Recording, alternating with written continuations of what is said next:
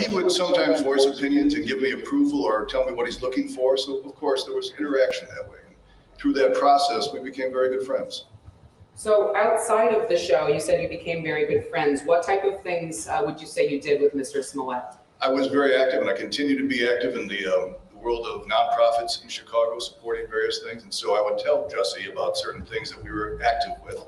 And as a celebrity, I would say it would be very meaningful if you might consider participating and donating your time and your talent, which he willingly did on many occasions. And it was always a very meaningful experience for those who saw him and interacted with him, and meaningful for those of us who brought him out.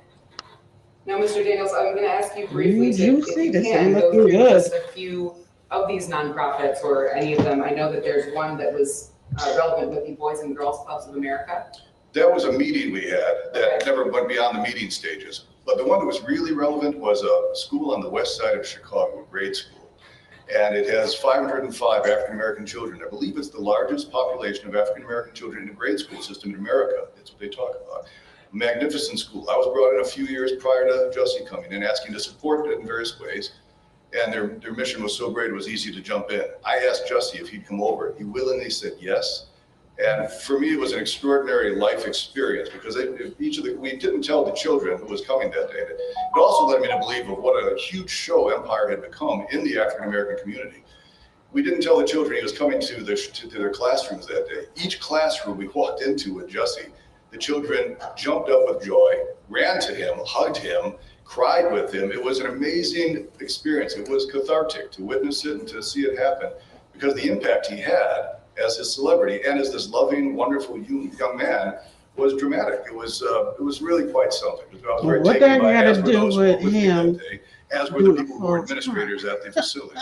And that was one example of the many that he participated in, giving his time and his talent. He is a very charismatic young man. He's a very loving and caring young man. And he was generous and he was thoughtful and he was kind, funny and intelligent, and I just think the world of him.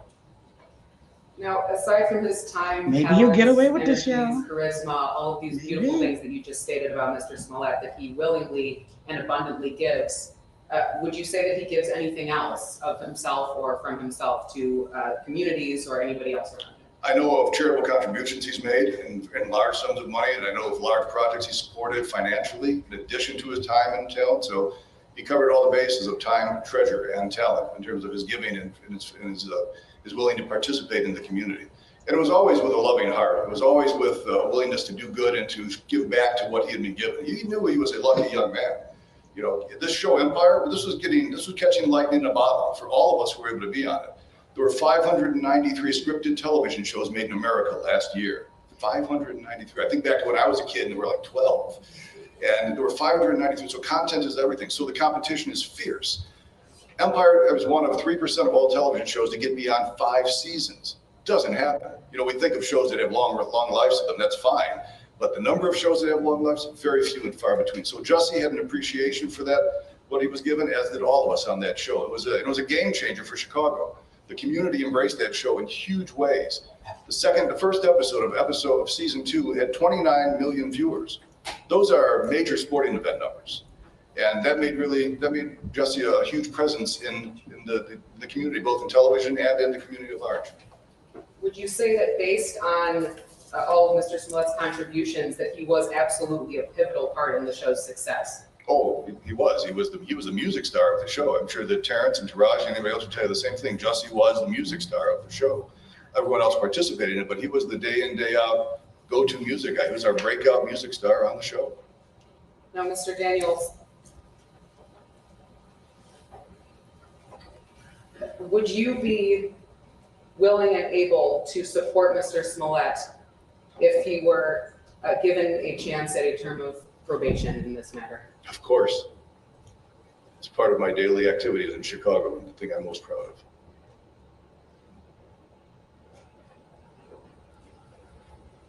You don't believe that there would be any issues that Mr. Smollett would ever exhibit on a period of probation? None that I would have ever seen or ever thought of. Take one moment to. Is it okay to take a sip? Yes, sir.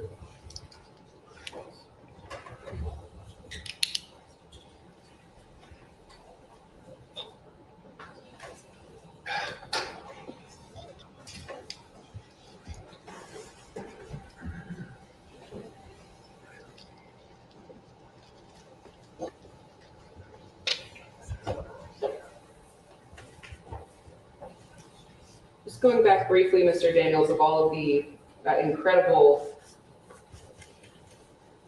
services you said Mr. Smollett gave himself to willingly, those were not required of Mr. Smollett in any way, were they? They were not.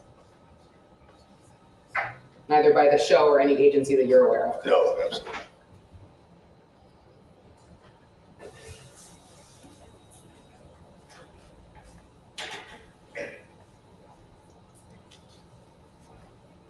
So you believe that in addition to any of the, again, services that Mr. Smollett gives willingly of himself, that if you were given a term of either probation or some kind of community service, would you be willing or able to either supervise that or make sure that he would be compliant and continue to give himself to community service and service of others? Absolutely. Happy to. Thank you, Mr. Daniels. Thank you. Any cross-examination? No, Your Honor. Mr. Daniels, thank you. Thank you, Your Honor. Can we call your next witness? Yes, Ms. Gilman. Please step up.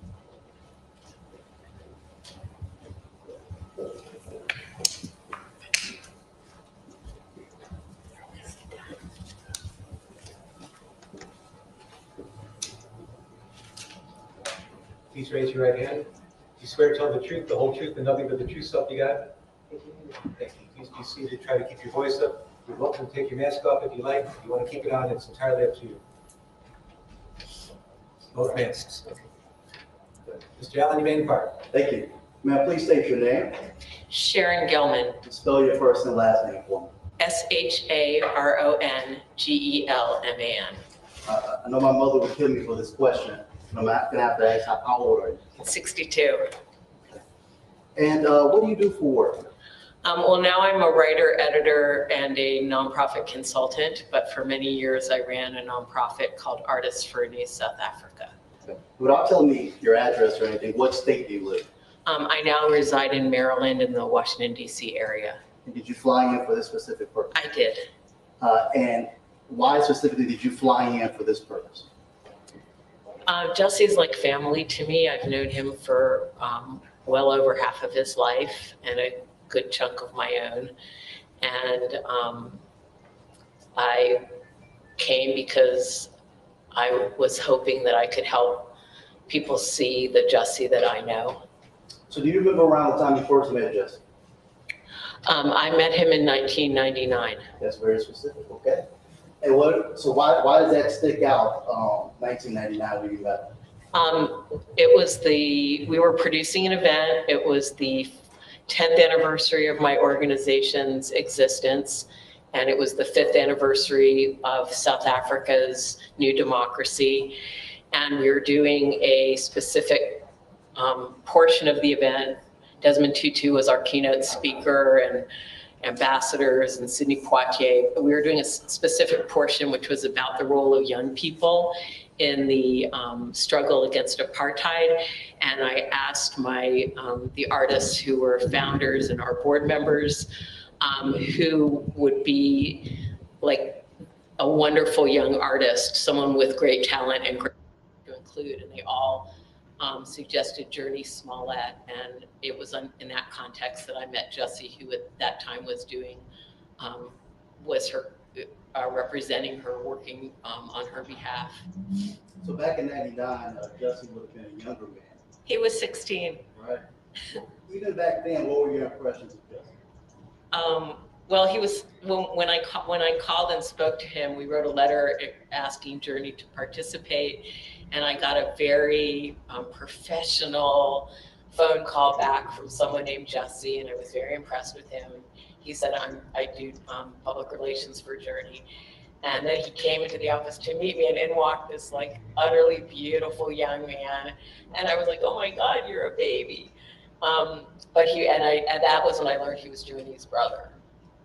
Did you even get the feeling back then in 99 that Jussie understood the significance of the event that he was attending in South Africa? Oh, yeah. Well, first of all, the whole Smollett family is very charitably and politically engaged. And Jussie and Journey were very excited to be involved. I mean, I think Jussie, because being raised up and exposed to the arts and entertainment community from a very, very young age as little children. They understood the power that that fame confers, and they also understood the responsibility. So they loved the idea of using Journey's very baby, embryonic star power to do something good in the world.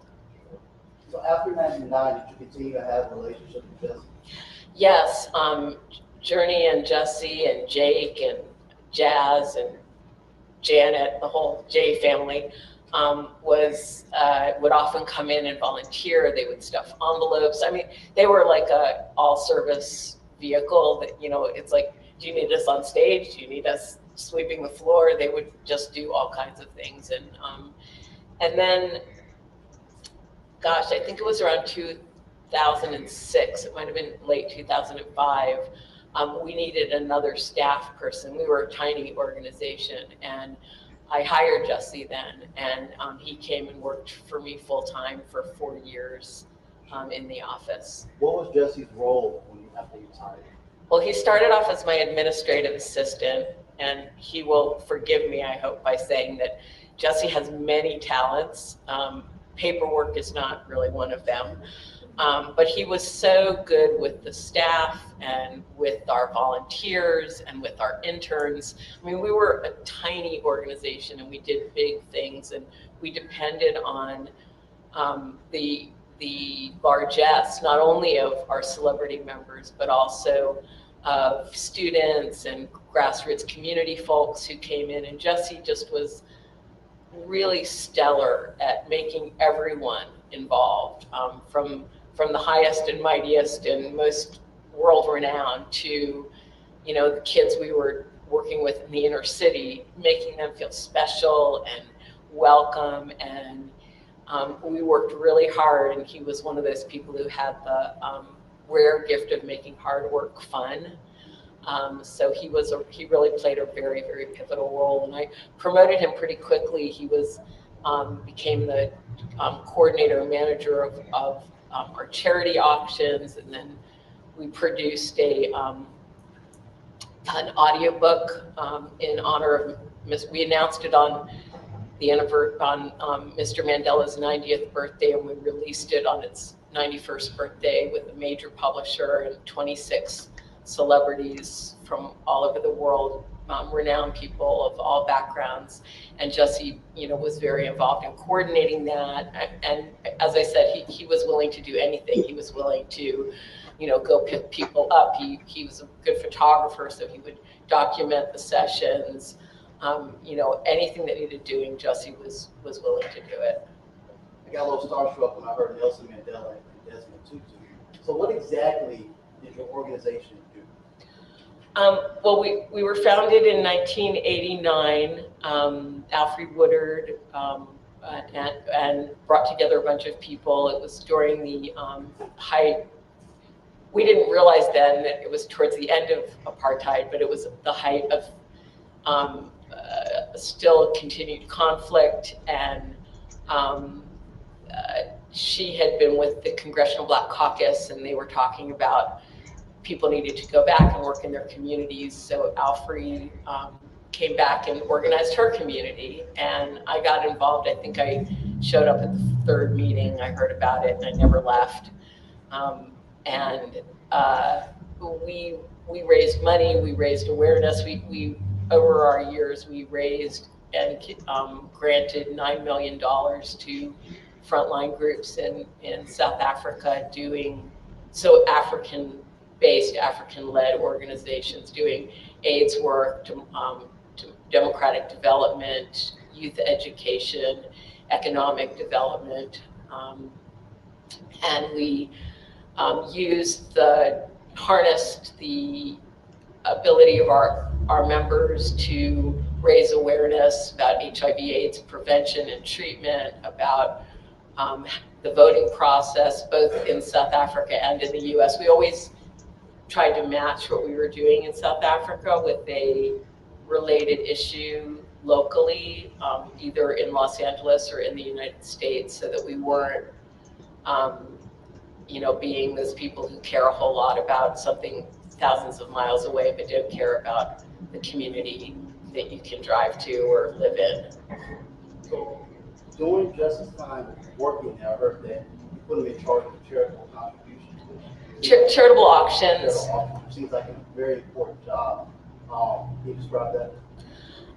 Yeah, well, he did. I mean, that was one of the things he did. But for that, what he would do is he would contact our donors and celebrity members and others of resources and ask for things that we could either auction off live or online, so live at a big event or online. And so it would be everything from, I think our two highest money-making things, or our three, were Jillian Anderson, who was a board member, gave us passes to the wrap party for the final season of X-Files.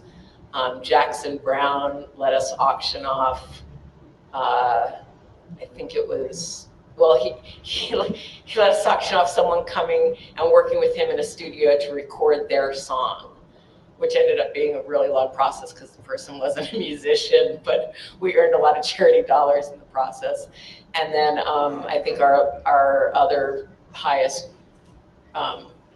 generating item was a luncheon, private luncheon with Archbishop Desmond Tutu. So this is from 1999 when you first met Jussie. Now we're at 1999 to 2010. So you worked those 4 years. Can you explain the growth in his character you observed during that time? Well, Jussie, I mean, obviously he went from being a very young, adolescent to an adult. I mean, I would say his character was the same.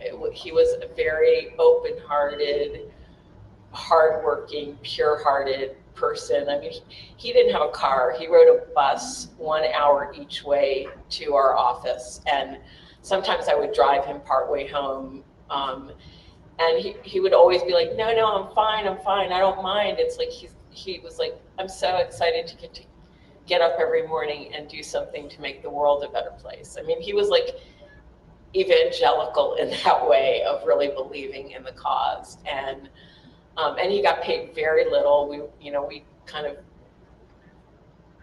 We wanted all of our money to go to the front lines, but nonetheless, he got paid really little.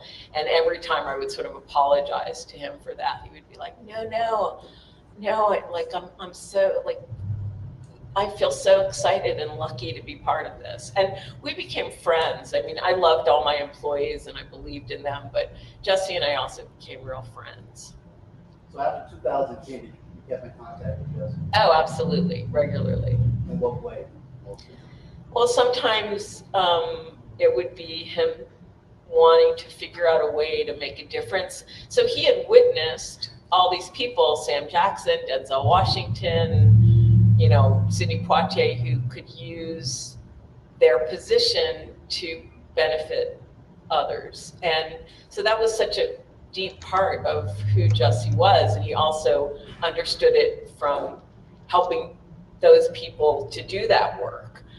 So sometimes he would call. I remember him calling me right when the story broke about the water in Flint, Michigan, and he was literally sobbing on the phone, just going like, I can't believe what's going on, and I really want to make a difference, and here's what I'm sort of thinking of, and would you help me figure out if it's the right way to go? And I want to give money, but I also want to go and bring supplies, but I also just want to show up for people. And I wanted, he was always trying to figure out how to do what he could do best. And a lot of what he did in those ways, I mean, he understood the power of standing up for people, and that the TV cameras would follow, and that maybe others would follow his example. But he also did a lot of what he did during that time anonymously and quietly, but he still did the due diligence of figuring out which group is good and how do you figure that out, and I'm going to call people I know and do my research so that my dollars are well spent and are making a real difference. So Jussie went from taking the bus to your office to becoming a worldwide phenomenon on a TV show. Did you notice any change in his personality when he gained that phenomenal success? Not really. I mean, he was still Jussie. He was funny and sweet, and he was so, like, you know, effervescent about this magical thing that had happened to him. And I think for all of us who worked with him at ANSA, Artists for New South Africa, whether board members or, I mean, we were all so thrilled for him. It was like, you know, we all knew he was talented. We had him perform at a couple of our events once he started performing musically, and we were all fans. And but you know, we were, I mean, he wore it well. He wore his fame responsibly, and he understood sort of the requirements that come with that kind of position if you want to be a good decent person living in the world. So if Jussie was given a period of probation in this case, would you be willing to help supervise to make sure that that probation period goes fantastic? Absolutely. I mean, I call on Jussie. I've called on Jussie to help me on things all in these years after he's worked for me. I mean, most recently, in the middle of all of this, I was helping with an auction for Desmond Tutu's 90th, which ended up being his final birthday before he died. And I called Jussie and asked for his help. And I was like, I'm sorry to do this while you're going through all this. And he's like, no, God, this is like, thank you. This gives me something else to think about. And he really went out of his way, bent over backwards to try and get some contributions. So I would be honored and would take it very seriously if to help Jussie continue to be a really deeply contributing member to society. Mm-hmm. Hey, boo child.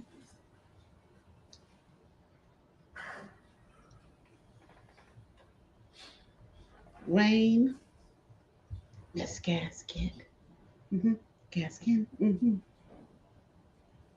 Poetic versus a virtue. Thank you.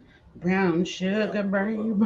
74. Cross-examination? No cross-examination, Your Honor. Stillman, thank you kindly. Thank you. Is we gonna be sitting here all day? Cause guess what? I will not be sitting here. Calling How many people they gonna call? Mr. Smollett. Hmm. He's How going to many? make a statement to the court. Then afterwards, Mr. Smollett's grandmother will also give a statement. You come up on the witness stand, please.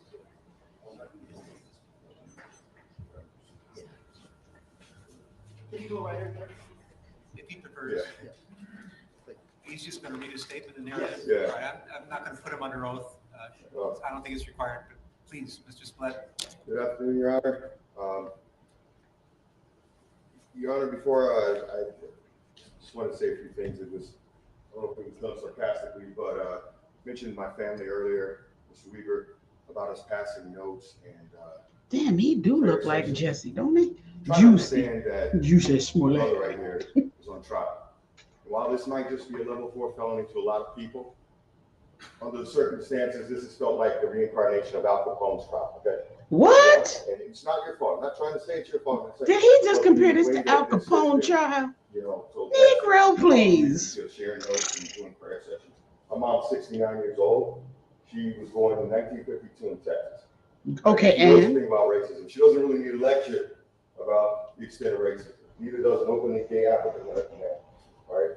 I strongly believe, you know what I'm going to say. You know, I strongly believe in my brother's innocence. But I'm not Okay, going to you're smoking too. try to relitigate the issues in the case today. Your Honor, I come before you humbly to request leniency when you sentence my brother. Please remember that we are currently living in a time in which we are enduring a vicious pandemic, extreme economic uncertainty, a major conflict in Eastern Europe, and global paradigm shifts taking place everywhere. Oh, he using everything, As huh? human beings, we are collectively worn down. But Jussie Smollett is not at the source of the socio-economic and political problems on earth.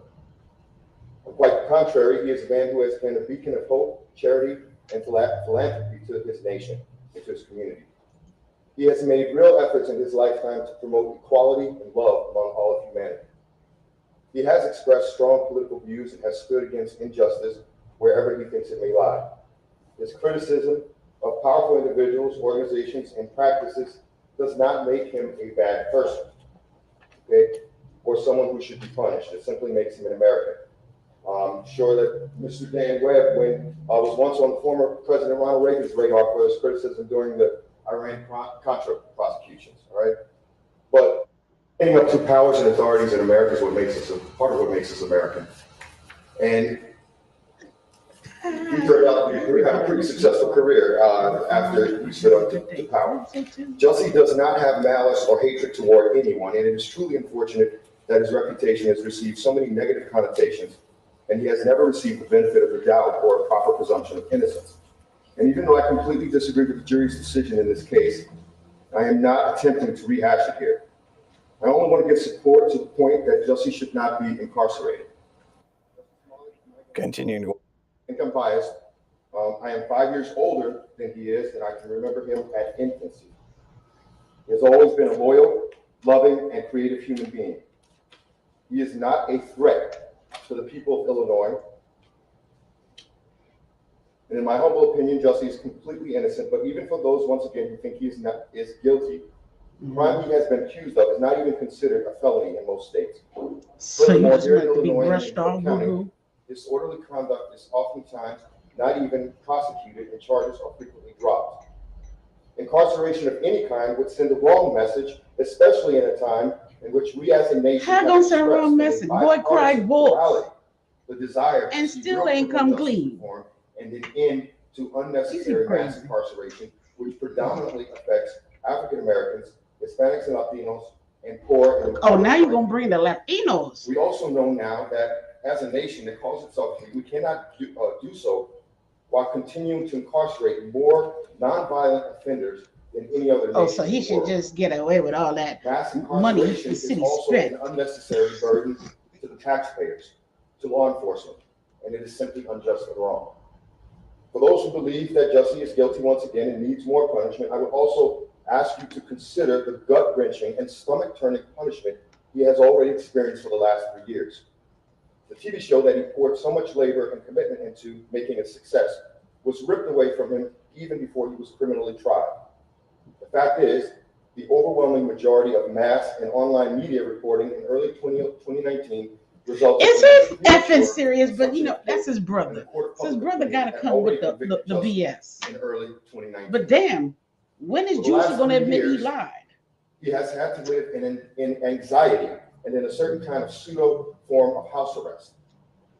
As a public figure, he has had to deal with public scorn and the real security threats associated with being I'm a pissed. huge celebrity. You had people, black He was, people in in essence, Chicago scared to go out, quarantining almost thinking a there year was hate before crimes happening. COVID-19 What about pandemic began. And we all know the Sixth Amendment of the U.S. Constitution Celebrities guarantees the will tell right you. to a speedy trial. In my opinion, it is unfathomable for me to stand here in March of 2022, pleading with your honor not to give my brother jail time for a low-level offense that is alleged to have been committed in early 2019.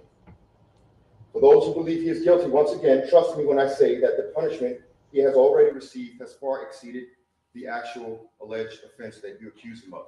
Your honor, there's been a lot talked about, restoring public trust. In my opinion, you don't restore public trust by demonstrating to the public that a level 4 felony, which once again is not even what he's accused of, not even a felony charge in most states in America, by giving him a stiff sentence, which includes jail time. That's not restoring public trust. That's in my opinion, right? And if you were to go 5 miles in any direction in this area from this courthouse and talk to people in the community, you're not going to say, they're not going to tell you, oh yeah, we restored public trust because Jussie Smollett went to jail. Trust me, it's not going to happen, all right? This is not restoring public trust. right? We are Hey, dealing with a lot of things in Pappy, the how world you right doing, now, and Pappy? sending him to jail Hello, would Raven. I not be just restoring joined public a trust. minute, and this is a mess. He lied and So cost the please state a also lot of keep in money. mind that, Girl, that's like the same myself, thing I'm many saying, people Pappy. view this case as nothing more than a he said, she said kind of case, right? With no evidence to have warranted his conviction in the first place. With that in mind, Your Honor, I'm humbly requesting that your sentencing of my brother not include any incarceration. I myself and my Yes. entire family will be eternally grateful. I think all of these Smollett smoking the same Chiba. All of these Smollett smoking the same Like to thing. say something today?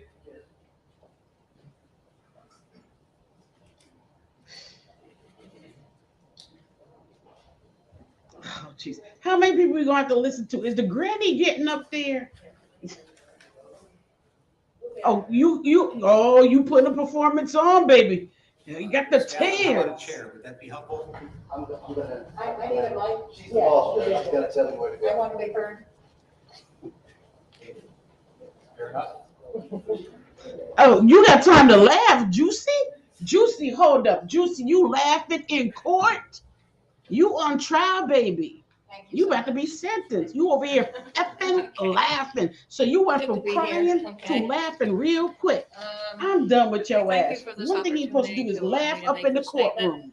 My name is Molly Smollett. I am 92 Oh, years here we old. go. Another I have lived in New Smollett. Mexico for over 25 years, but I am originally from New York, where I was a film editor. I am the proud grandmother of Jussie and his siblings. I felt compelled to come and tell you that the Jussie I know and love Oh, I did not Let's expect match her to up be with the the grandmother, media's did y'all? betrayal of him. And I'm talking to you guys. You haven't done a good job on investigative reporting. I've worked on documentaries. I know what it is. I've gone through the McCarthy period. I marched with Martin Luther King and marched up Washington, and I'm here now. And so you got to do better. I challenge you to do more investigative reporting. Jussie himself, as you have heard from the testimonials, is a very gentle, kind, and generous young man, and his empathy, which translates in giving of himself. Jussie has always been active in the pressing issues facing our communities, such as HIV/AIDS, voting rights, and other urgent social problems in America. One Christmas, he went to Flint, Michigan to entertain children who were living with lead poisoning from their drinking water. What the media may not know is that Jussie is what I call a justice warrior. He has been active against injustice all his life, as his mother has, who is an incredible rock for her children. And as my son, their father, who sadly passed away from cancer 7 years ago, only in his 50s. And I know in my heart that my son, Jussie's father, would have wanted me to come here to tell you who the real Jussie is. I also have fought against injustice forever, and I feel it's in our DNA. I attribute this to being Jewish and the persecution of my ancestors. The Hebrew words tikkun olam means to repair the world, and that's what I do, and that's what Jussie does. I will end by saying that Jussie is loved and respected by all who know him. And I ask you, the judge, not to send him to prison. If you do, send me along with him, okay? And I thank you for letting me talk. Thank you so much. Thank you all. It's nice to be in Chicago. She packed quite a lot in those few minutes, of course, addressing the media, talking about her own background. Suffered so much. Okay. Thank you. Okay. Okay. Thank you.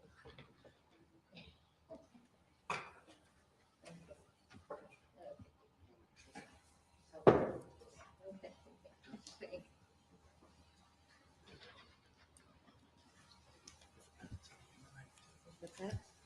Right.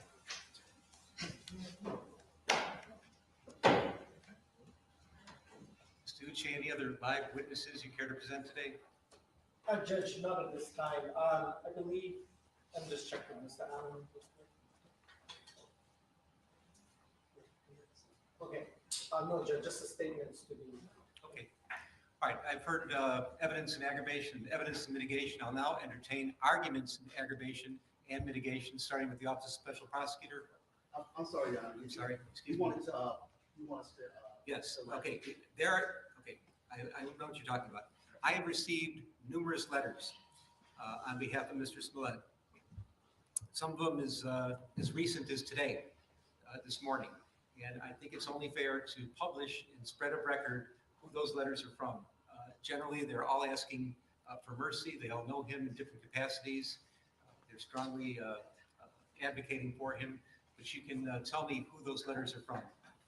And I think the special prosecutors also received the same letters that I've received. Yes, Your Honor.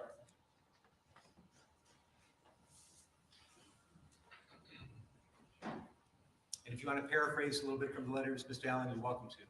Sure. Your Honor, the first letter here is from the organization Black Lives Matter. Dear Judge Linn, Black Lives Matter stands in strong support of an alternative to incarceration sentence for Jussie Smollett.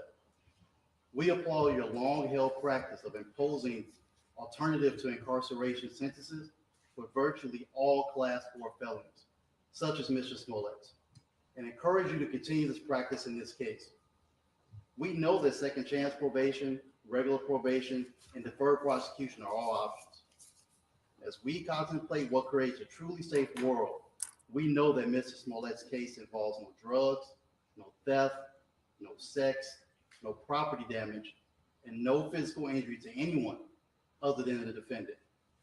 Despite the attention paid to it by the media, at its heart, this case involves a low-level, non-violent offense. We urge the court to keep this truth in mind when sentencing Mr. Smollett.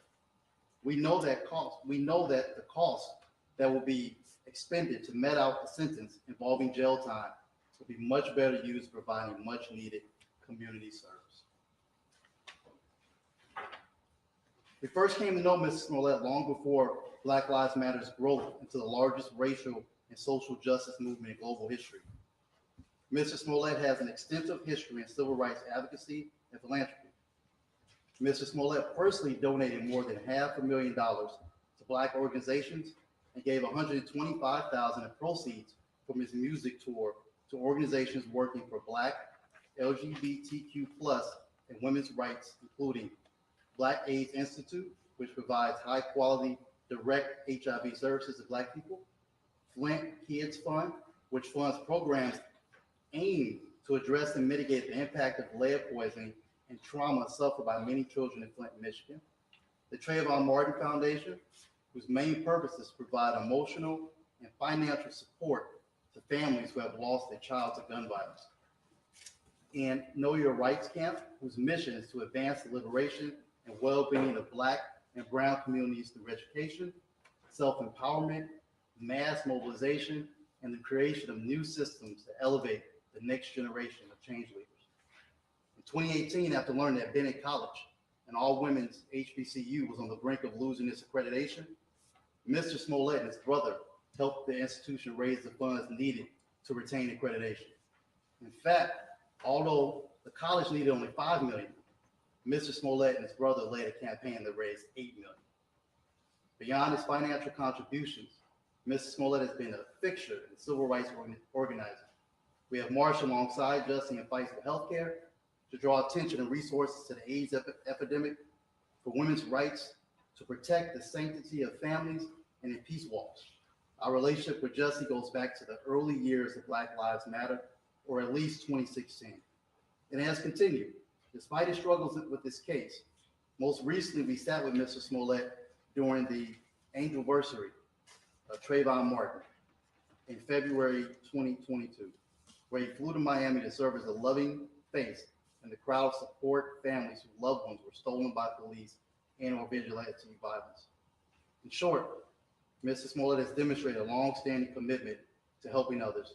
Incarcerating Mr. Smollett would be solely punitive in nature. Mr. Smollett does not pose a threat to anyone.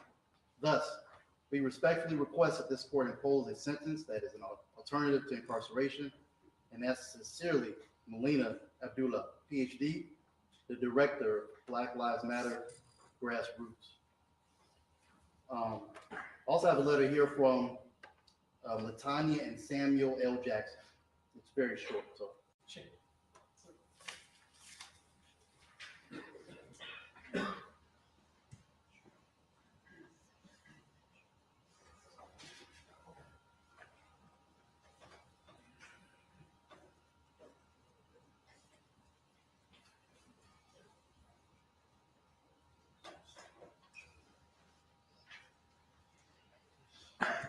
I write to you today to ask for mercy as you sentence Jussie Smollett. I understand the difficult nature of your job as you seek to make decisions which take into account the crime and the punishment. It is with respect of knowing this that I humbly implore you to please find an alternative to incarceration for Jussie Smollett. It is my understanding that Jussie was convicted of Class 4 disorderly conduct, which, to my understanding, people convicted of this offense historically are sentenced to various alternatives to incarceration. My husband, actor Samuel Jackson, and I have known Jussie since he was a baby living down the street from us in New York City. We watched him grow from a child who was always kind, full of laughter and joy, into a responsible teenager who, becoming aware of the inequities suffered by some people in life, became an energetic volunteer helping anyone who was working to alleviate those inequities. Additionally, as a young man, we have worked side by side with Jussie in organizations committed to stopping the HIV/AIDS epidemic in America, as well as dispensing aid to Africa and Israel. Jussie has used his celebrity to impact community outreach work, such as providing water during the Flint, Michigan crisis. We have often broken bread with this young man as we have discussed the right and wrong ways to live. Jussie comes from a family whom we are proud to know intimately, and who we stand ready to provide the support and monitoring assistance that can provide for him in an alternative to probation scenario. Jussie has no prior criminal record and has never been violent. It is incredulous to Sam and to me that this entire criminal situation even exists. Jussie has already suffered a great deal of punishment, as this situation has destroyed his existing career and has impugned his reputation. Please, Judge Linn, in God's name, please save this young man and allow him to be of service. Jussie Smollett is worth the risk and the investment. Respectfully, Latanya Jackson and Samuel L. Jackson. And we have more now. Mr. Lewis. Hey, Judge. Judge, if you'll indulge me for a moment, I'd like to read a letter from the Rainbow Push Coalition that was submitted in support of our client.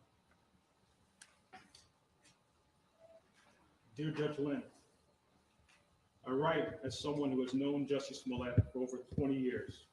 I know him to have a strong family background. He is a loving and caring person, and I am familiar with his commitment to community service. It is important to him to use his gifts to support the needs of others. Jussie was raised in a strong and very close-knit family. I urge you to consider several moral issues as you weigh sentencing options. Jussie has no prior felony convictions. He has a history of community service and charitable giving of his time, talent, and treasury.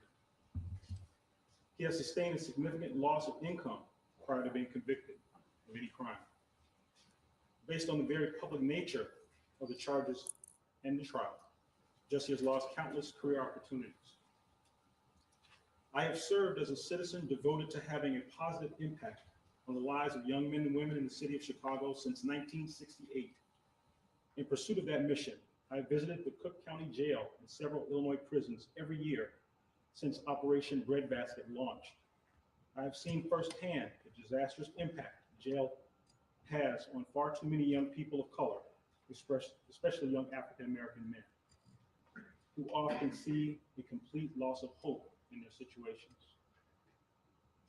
Since this case involves the alleged actions of a very visible public figure, it presents a unique opportunity to send a message to millions of young Black and brown men that the system cares for them.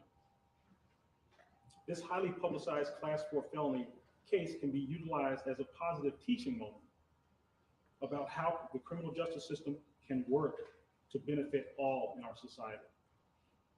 I appeal to you in the spirit of righteousness to consider the impact America's criminal justice system has on young Black males who struggle every day to survive the streets of urban America. We have an obligation as a society to favor restorative justice rather than retributive justice. Jussie Smollett was convicted of a Class 4 felony, the least severe category of felony in Illinois. A well-established practice in Cook County is to sentence Class 4 disorderly conduct cases to incarceration alternatives. Such alternatives might include second chance probation, regular probation, or deferred prosecution. Additionally, an important consideration in sentencing is the potential for recidivism. Jussie Smollett's lack of felony criminal record, as well as many positive contributions to society, demonstrates that he poses no risk for recidivism.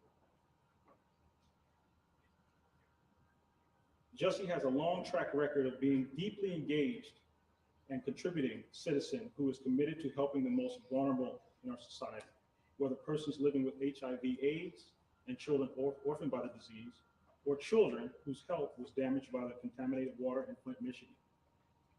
Jussie's commitment to serving the community began as a child. As he found professional success, he continued to donate time and money to charitable causes. Another factor that we urge your honor to consider is that the crime did not involve violence to others. None of the actions charged indicate that Jussie ever posed a threat to public safety. Further, Jussie has already suffered. He has been vilified in the court of public opinion. His professional reputation has been severely damaged. He has suffered loss career opportunities, a loss of income, and there are a number of people who rely on Jussie for financial assistance. Finally, I am deeply concerned about the physical safety and well-being of a well-known, non-violent Black gay man with a Jewish heritage who may be incarcerated within the U.S. prison system. For all the foregoing reasons, I believe the only fair and just outcome is to sentence Jussie Smollett to a non-incarceration alternative. With respect, we respectfully urge you to do so. Rainbow Push Coalition welcomes the opportunity to serve as a place for Jussie to resume his desire to serve the community. During the first year of COVID, we served more than 4,000 meals each day. We have a program that is designed to meet some of the issues homeless individuals face each and every day in the city while trying to survive. We believe that those who are impacted by the criminal justice system deserve an opportunity to be restored to a meaningful life and lives throughout community engagement and public service. We have worked diligently to transform the lives of young people in our Push Excel programs. I believe that Jussie has much to give to America, and this case is a stumbling block that should not become a setback to his future. We do not want Jussie to become another prison statistic, as he has way too much to offer. I stand ready, along with the board of directors and the several thousand members of the Rainbow Push Coalition, to support Jussie Smollett in his journey to wholeness. We want to assist this court in meting out justice for Jussie Smollett. Signed, the Reverend Jesse L. Jackson, C. Any other submissions? Ms. Flanagan?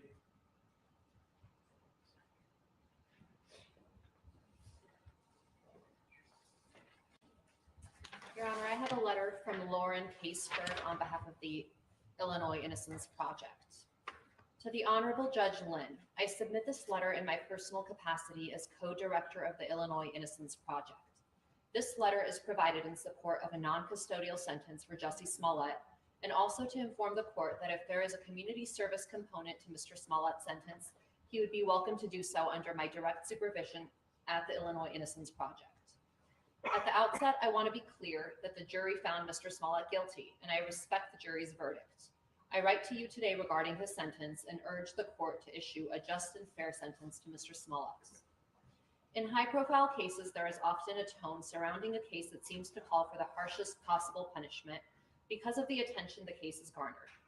I would urge Your Honor to silence out those loud voices and see Mr. Smollett for who he is, as a person before you, a human being. The old adage applies here: justice is the law tempered by mercy. Here, while the law may permit you to sentence Mr. Smollett to prison, incarcerating him would not be just. The relentless media coverage of this case is a unique punishment in and of itself for Mr. Smollett. He will carry the stain of this case for the rest of his life and spend the rest of his life and career working to rebuild and establish his credibility, his reputation, and good name. That lifetime sentence is something this court should consider as a unique punishment already dealt to Mr. Smollett in the court of public opinion. In fact, cases with media attention provide an opportunity for the court to show the public that justice, fairness, and mercy applies to everyone, no matter who they are. If the system doesn't treat a high-profile defendant justly, then what can be expected for the rest of us? If Mr. Smollett, who has no prior felony convictions and no violent background, is sent to prison on a Class 4 conviction, then what does that mean for an unknown defendant who has no one watching or advocating for him? This, of course, intersects with the disparate manner in which people of color are sentenced, with Black men receiving the most disproportionately high sentences. During a time in which leaders around our state have put a focus on lessening the incarceration rates in Illinois prisons for justice-related reasons as well as due to COVID-19, there is no justifiable purpose to send Mr. Smollett to prison on a Class 4 conviction. This is especially true when Mr. Smollett could receive a non-custodial sentence, which includes community service where he could do good. Mr. Smollett has a long history of philanthropy which predates this case. As the well-known attorney and founder of the Equal Justice Initiative, Brian Stevenson, has said, "Each of us is more than the worst thing we've ever done." Mr. Smollett is no exception. Not only is Mr. Smollett more than the case before you, he has the opportunity to give back to the world in a positive way. At the Illinois Innocence Project, in the course of fulfilling our mission of advocacy, education, and reform, we regularly work with volunteers in a variety of areas. Since 2001, the Illinois Innocence Project has had a robust volunteer program, working successfully with volunteers of various backgrounds who have engaged in work ranging from file organization to case evaluations to office support and more.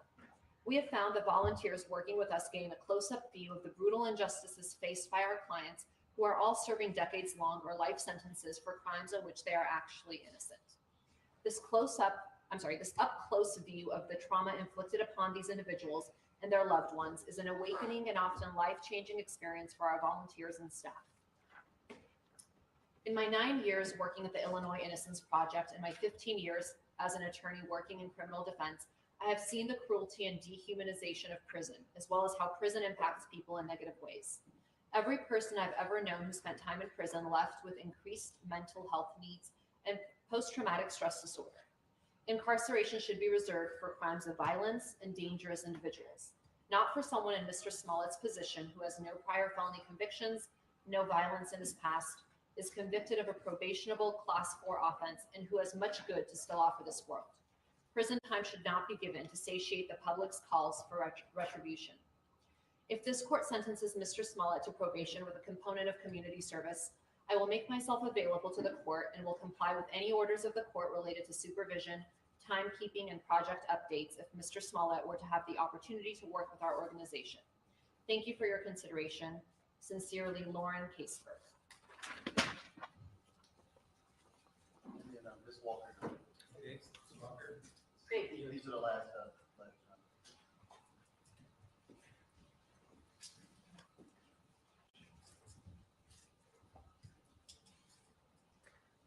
So with the court's indulgence, I have 2 letters. The first is from Oscar-nominated winner of 4 Primetime Emmys and 2 Grammys and political activist, Alfre Woodard. Dear Judge Linn, I hope you and your loved ones are well and are finding a way forward in this time. I am writing to you today as someone who is more than a friend to Jussie Smollett. I am in my 60th decade.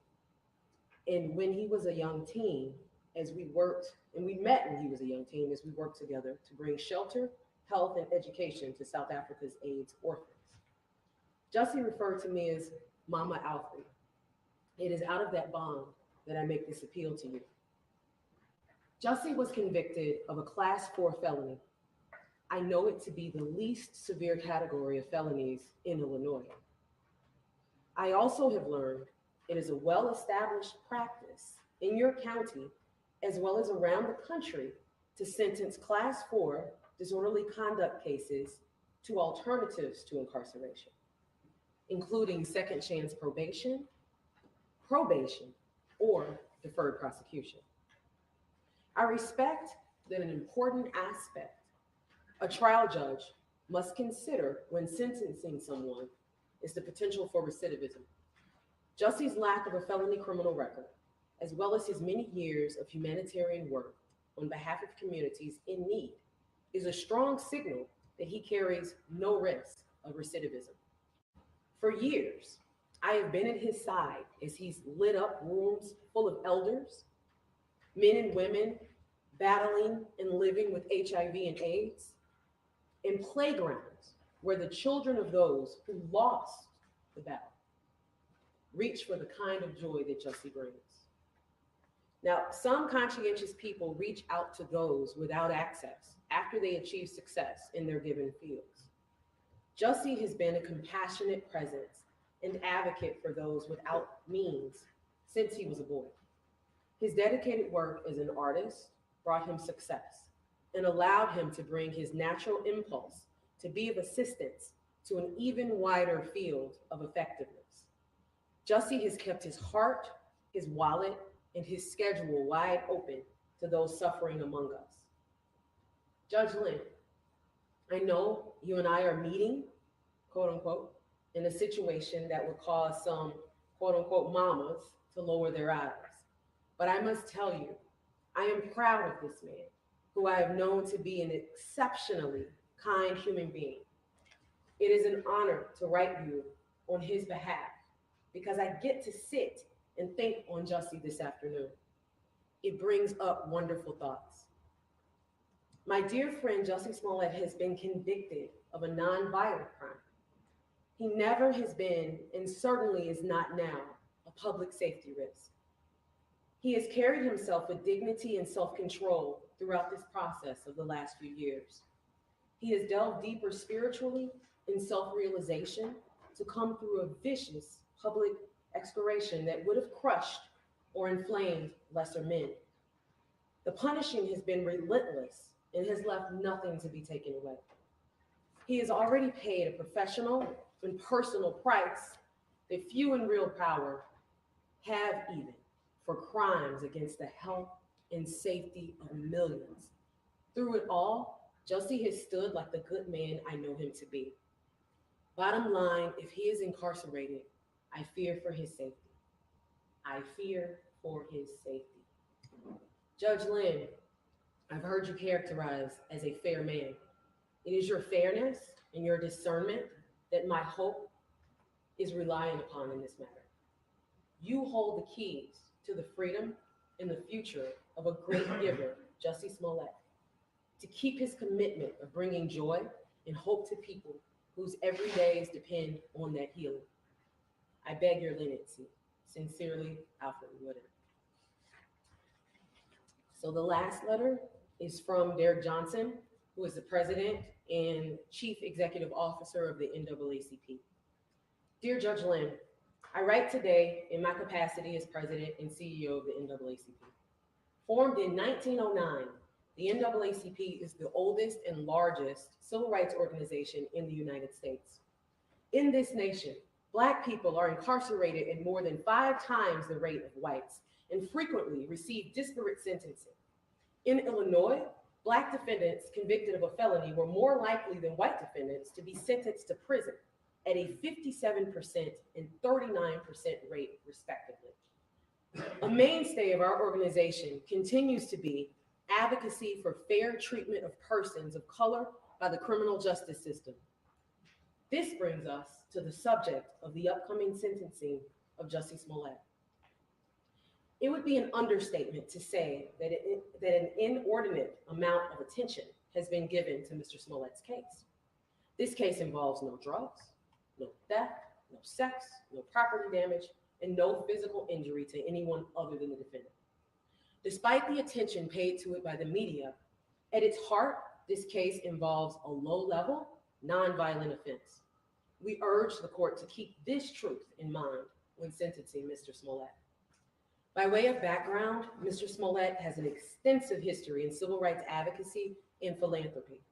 Mr. Smollett personally donated more than $500,000 to Black organizations and gave $125,000 in proceeds from his music tour to organizations, including the organizations working for Black, LGBTQ+, and women's rights, including the Black AIDS Institute, which provides high quality, direct HIV services to Black people, the Flint Kids Fund, which funds programs aimed to address and mitigate the impact of lead poisoning and the trauma suffered by children in Flint, Michigan, the Trayvon Martin Foundation, whose main purpose is to provide emotional and financial support to families who have lost a child to gun violence, the Know Your Rights Camp, whose mission is to advance the liberation and well-being of Black and Brown communities through education, self-empowerment, mass mobilization, and the creation of new systems that elevate the next generation of change leaders.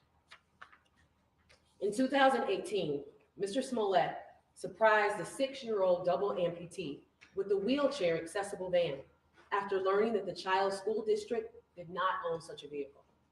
Mr. Smollett has been a recognized supporter of the Human Rights Campaign, a civil rights organization that strives to end discrimination against LGBTQ+ people and realize a world that achieves fundamental fairness and equality for all. Lest there be an argument that such donations and activities were made as a part of any PR damage control, such acts all preceded the 2019 events that resulted in charges being brought against Mr. Smollett. In 2018, after learning that Bennett College, an all-women's HBCU, which stands for Historically Black College and University, was on the brink of losing its accreditation, Mr. Smollett and his brother helped the institute raise the funds needed to retain accreditation. In fact, the college needed only $5 million. Mr. Smollett and his brother led a campaign that was so successful they raised $8 million. Mr. Smollett's civil rights work began when he was a child who served as an NAACP youth volunteer. In 2016, Mr. Smollett won the Chairman's Award at the NAACP Image Awards. The Chairman's Award is given in recognition of individuals who have committed themselves to acts of public service while using their platforms to create effective change. In short, Mr. Smollett has demonstrated a long-standing commitment to helping others.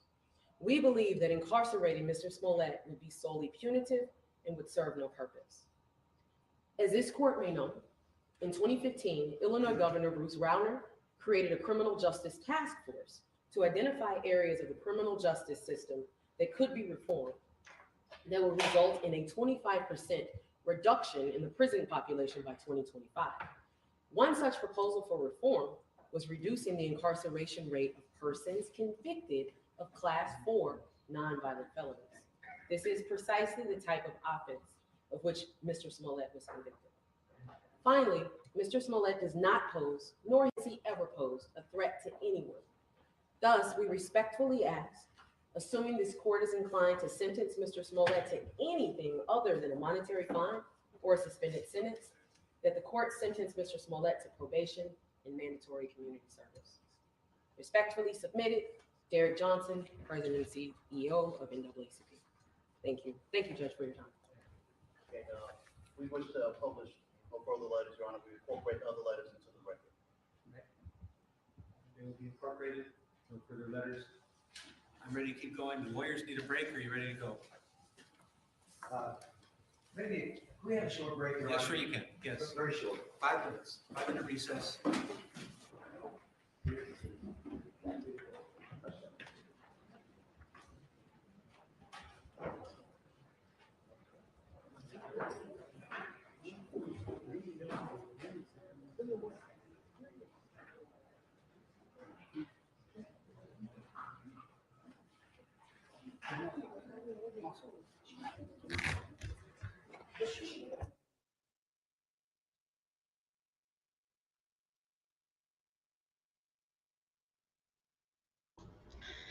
Okay, y'all. So they're gonna do like a 10.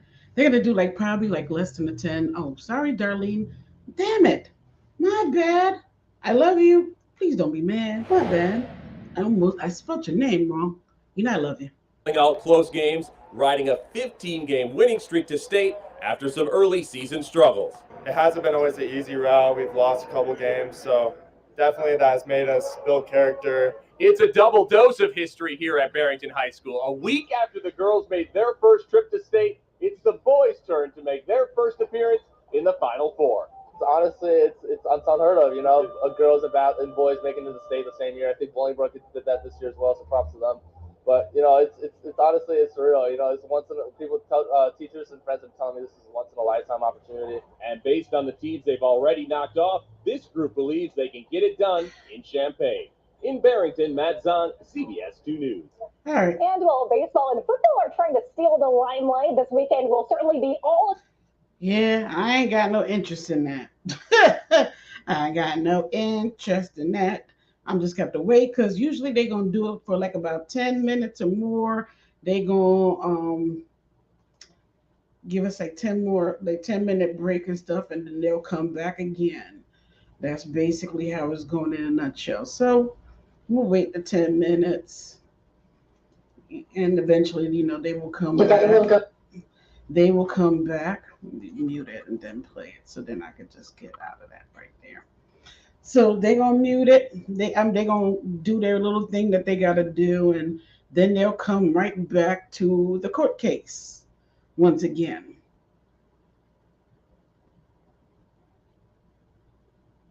So we just gonna have to wait. They milking it, y'all. They is milking it. They're gonna drag it out. I'm sorry. You can't stay. Nope, no, sorry. All right. Let me see. Let's read the comments. We're going to do people hit that like up and share it live and put the bell on. Well, thank you, Brian. I appreciate that. I'm missing message. Oh, but I don't think anything he can say will add up for the real reason behind this. Like, honestly, y'all, what do you think the real reason behind this? Because I keep hearing different theories. Like, the reason he did this is because he wanted more money from the producers. He wanted more attention. He wanted more screen time. He like, this is going down in history. So now every time somebody do something, you say, oh, they're pulling a Jussie on you. Okay, look at Tisha Campbell's situation. Nobody believes Tisha Campbell's story. Okay, now they're labeling her as another Jussie. You know, we know it's Jussie, but we're going to call him like Dave Chappelle called him, Jussie Smollett. You know, look at that. Look, Tisha Campbell came out and said all that ish that she said, right? Coincidence that Tisha comes out and says that, you know, she has been, you know, almost attempted, you know, abduction happened to her, right? Remember that story? She almost, she basically didn't get in the van, but looked around inside the van and everything. Like, what kind of kidnappers, you know, is going to let somebody look around in the van before getting in to get kidnapped? But okay. Then the police came out and said, oh, yeah, there's no evidence to what you're saying, ma'am. You need to come in and contact us because we don't believe you. We need more people, as Jay-Z was saying. You pulling the Smollett on us. So because of that, every time somebody do some ish, it's a Smollett. And you notice, right around the time that Tisha Campbell pulled that BS on us, right? What was the announcement that happened weeks later? What was announced? It was announced that her, Martin Lawrence, Tisha Arnold, all of them are coming back for a reunion. Okay, so now you're trying to create a buzz around the fact that you're coming back with the reunion of Martin. So now all of a sudden, you know, you got to create this buzz about it. So your buzz was alleged kidnapping near Texas, where they say that doesn't happen in that particular area. Okay, all righty. You pulling the Smollett on us? Is this what you're doing to us? So yeah, and you noticed Tisha has not made not one wave about this, right? You don't see her going on a campaign to talk to different outlets. How come? You notice that, or is it just me? You notice that she hasn't gone to talk to other people about this. You know, she's not been on any news network. Nothing, right? Nothing has popped off. You tell me why. Come on. Nothing? Not a damn thing? Why is that? Okay, we back. Let me put it back on. Okay. All right, let me just.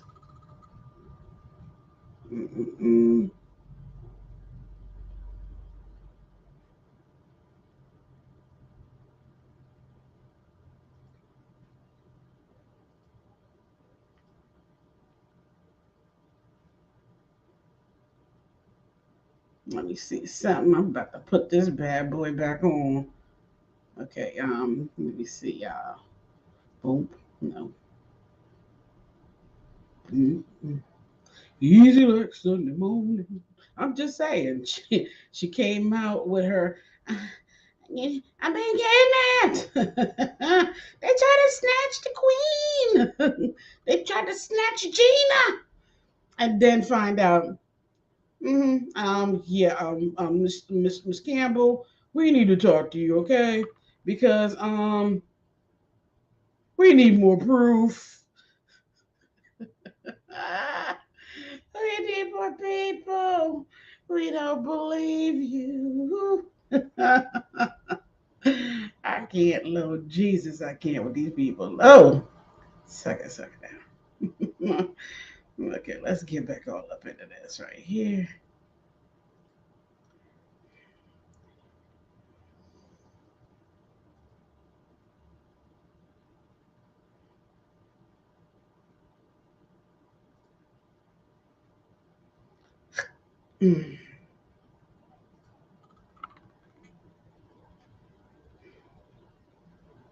I gotta mute you, mother effer. Okay. He decided to beat the case and go in front of a jury and take an oath to tell the truth and decide to lie to them, and lie to them for several hours. It was an effort to obstruct justice in this courtroom, to try to convince a jury to ignore evidence and accept his lies, and they didn't do it. They rejected it all. And after 2 or 3 hours of deliberation, found him guilty of 5 counts.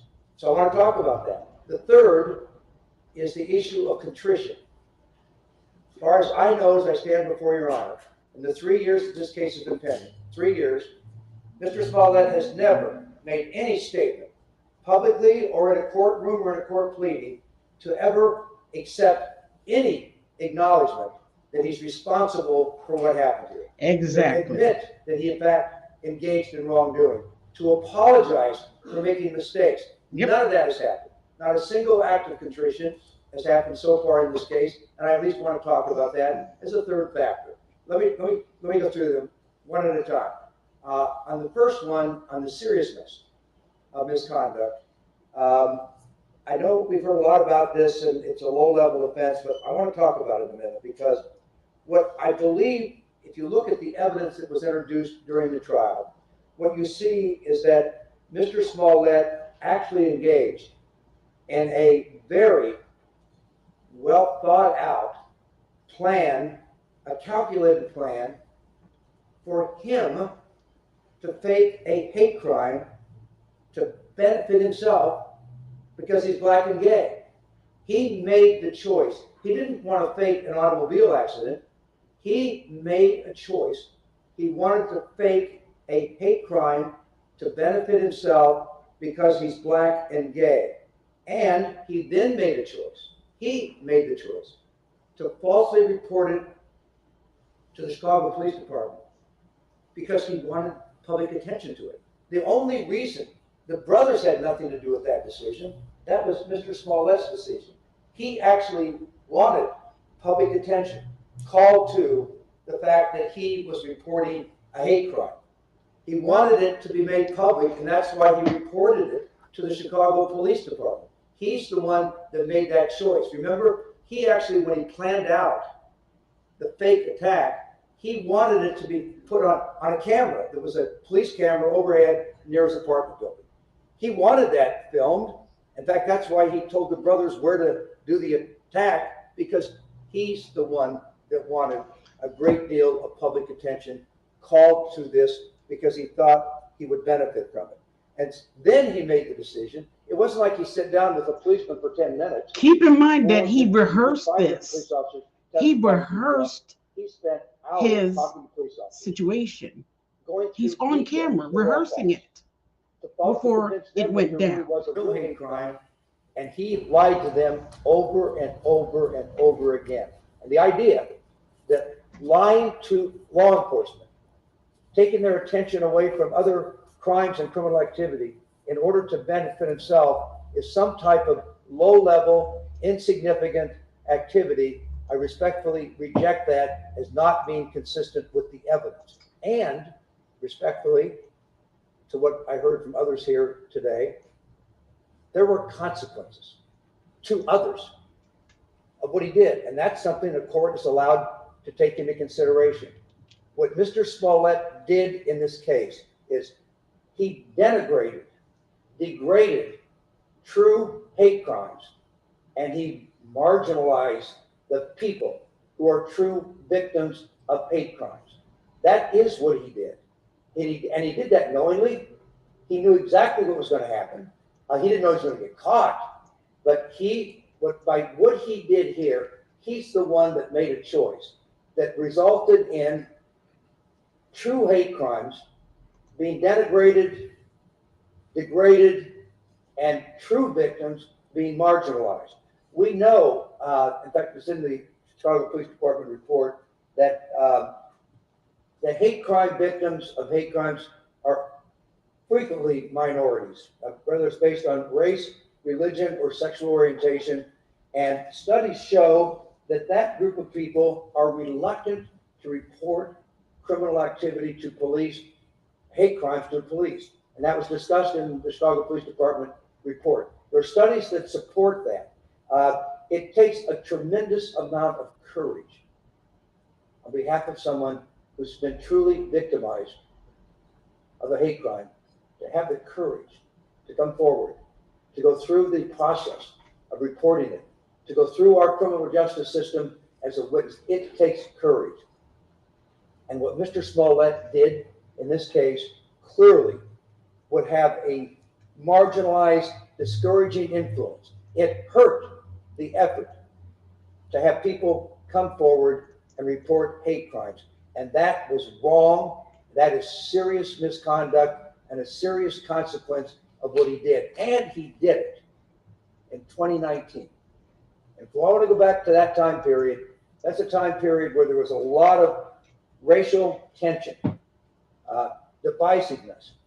Hate crimes were becoming far too common, and police were accused of not paying enough attention to it.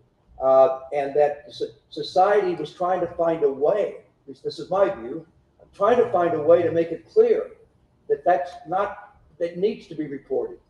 Hate crime needs to be addressed by law enforcement machinery in this country. What he did, what Mr. Smollett did, to marginalize that, to discourage people from coming forward, I respectfully suggest is wrong. And that, and it was a normal consequence of what he did in order to benefit himself. Remember what the facts are. He made the choice in January of 2019 he felt that Empire was not paying enough attention to a hate letter about him that came to him, and he wasn't getting enough attention. And he decided to fake a hate crime to benefit himself. He wanted to benefit himself. That's why he did it. And he hatched the plan. And Your Honor, he did it all. Nobody else did any of this. I know you know the facts, but he did it all. He planned everything out at that time. He recruited the brothers. He went forward with this plan. And even to the point of trying to work out where they would actually do a dry run so that the brothers would know exactly where to do the attack at. All of that, he told them what to buy, what derogatory, homophobic, racial slurs to utter, to try to pretend as if there's whites involved by yelling out mega country. He owned every bit of the plan, and he worked hard on it. He planned it out, and he executed on it, and he owns that for doing that. And so, yes, it is serious misconduct on his part, and it had broad ramifications. And the true victims are, of course, number one, the true hate crime victims that are not going to report these crimes. They are the true victims. The police department, though, is a victim, and I'm going to talk about that because sometimes the Chicago Police Department gets criticized for not doing things the way maybe people think it should be done. I'm not here to defend the Chicago Police Department, but I'm telling you, in this case, this Chicago Police Department shined. When this, and then we hear in this courtroom, the police department paid too much attention to it. They shouldn't have invested, they shouldn't have spent so many hours investigating this misconduct. And they argued last night, I filed with Your Honor, they argued, well, we shouldn't have to pay restitution for all that because the police department spent too much time on it. My Lord, I wonder what would have happened if Chicago Police Department took this hate crime, which on its face, by the way, is a heinous, serious, awful hate crime. Awful. Ropes, lynchings, gasoline. It clearly called out for a thorough investigation, and we put 5 police officers on the stand. They testified in great detail to the 4 different occasions when Mr. Smollett lied to them. They described in detail 3,000 police hours, Your Honor, were devoted to this case instead of being devoted maybe to solving homicides or other cases. And therefore, Your Honor, I believe that the effort of the Chicago Police Department here, and when you look at the evidence, the fact that this police department within, I think, 15 days figured out what happened here. I mean, if you remember, what they were able to do in this case, I think was truly amazing because what they did is that they were able to locate some surveillance tapes of these 2 suspects being dropped off around 1:15 in the morning in the Streeterville area. They traced it all through that area of where the suspects went. They traced that cab back to where the Osaldero brothers got into it in the, I think around Wells and North, and they solved the crime. They figured out what happened here. And that the point of that is that, and by the way, they did it, Your Honor.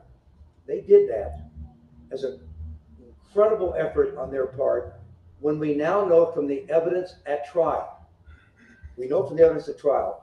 that Smollett, while he was reporting a hate crime, he actually was trying to obstruct the police. He didn't want the police to actually find out who the culprits were because he was afraid they would turn on him and testify. So he refused to produce his phone.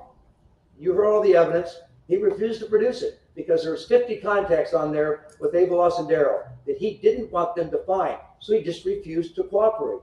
Number 2, he refused to let the police look at his Northwestern medical records the day that he reported the crime because he knew that he wasn't seriously injured and that would not support his argument about the attack. So he refused to cooperate. And then he wouldn't even do a 3-second DNA swab when he had reported this and reported that the rope may have the DNA on it of these culprits.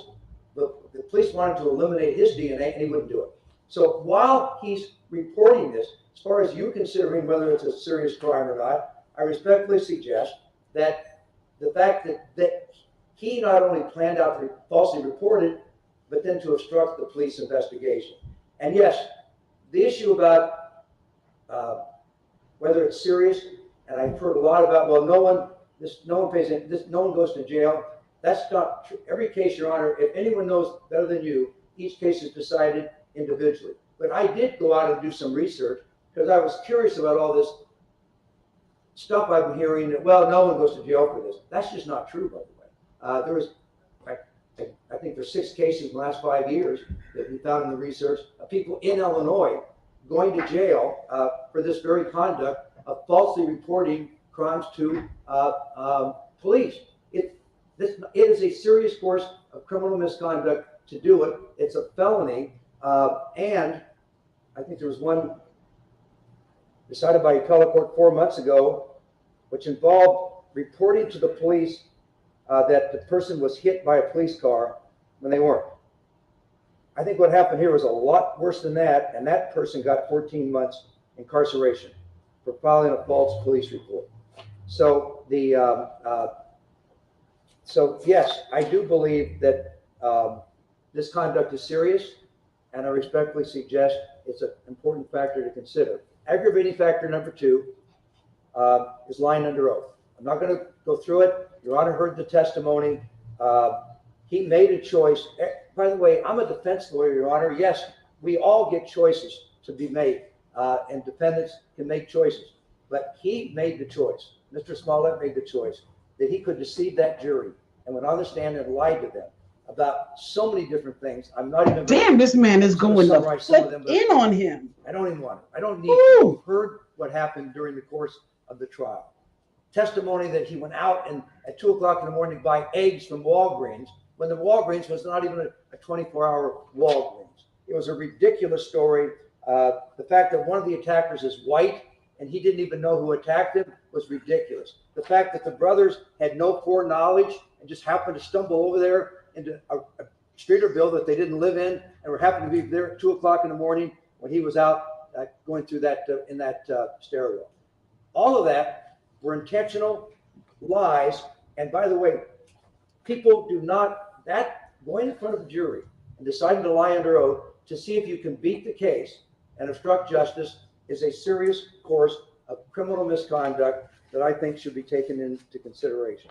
I also will tell Your Honor that the issue of lack of contrition here, I do think is an important issue, and Your Honor can decide how much to give to that. But the reason I went and did some research on this, Your Honor, because I wanted to make sure I was handling this issue properly before Your Honor. And so I went and did some research. And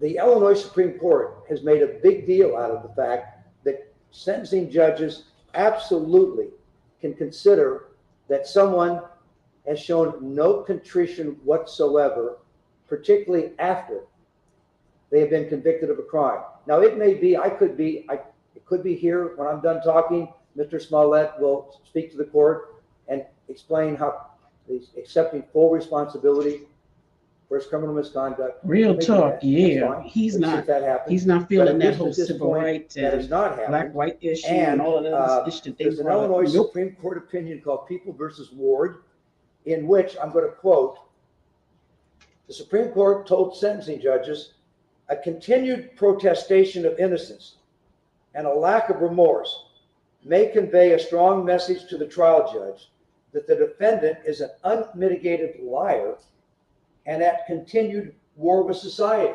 That's the quote from the Illinois Supreme Court. So I do think it's at least a factor for Your Honor to consider during the course of your decision-making here. So let's go through the different issues of sentencing and just talk about them briefly. Term of imprisonment, yes. We are recommending to Your Honor that the seriousness of this crime should result in a period of incarceration for all the reasons I've just articulated to you. As you know, that each of the counts, the felony counts, 3 years times 5, he faces 15 years maximum in jail. And Your Honor knows that Illinois law provides that you have the power to impose a term of imprisonment if you find that probation would deprecate the seriousness of the offender's conduct and would be inconsistent with the ends of justice. I'm not going to suggest any amount of time, because if there was ever a judge that had the ability to understand what to use discretion, whatever you decide is let me just say this, your ability to decide based on all your years of experience and your years on the bench, we accept that, and whatever you decide on that issue, you decide that, but we do believe that it is a serious criminal misconduct that warrants an appropriate amount of prison time. Damn. Number 2, restitution.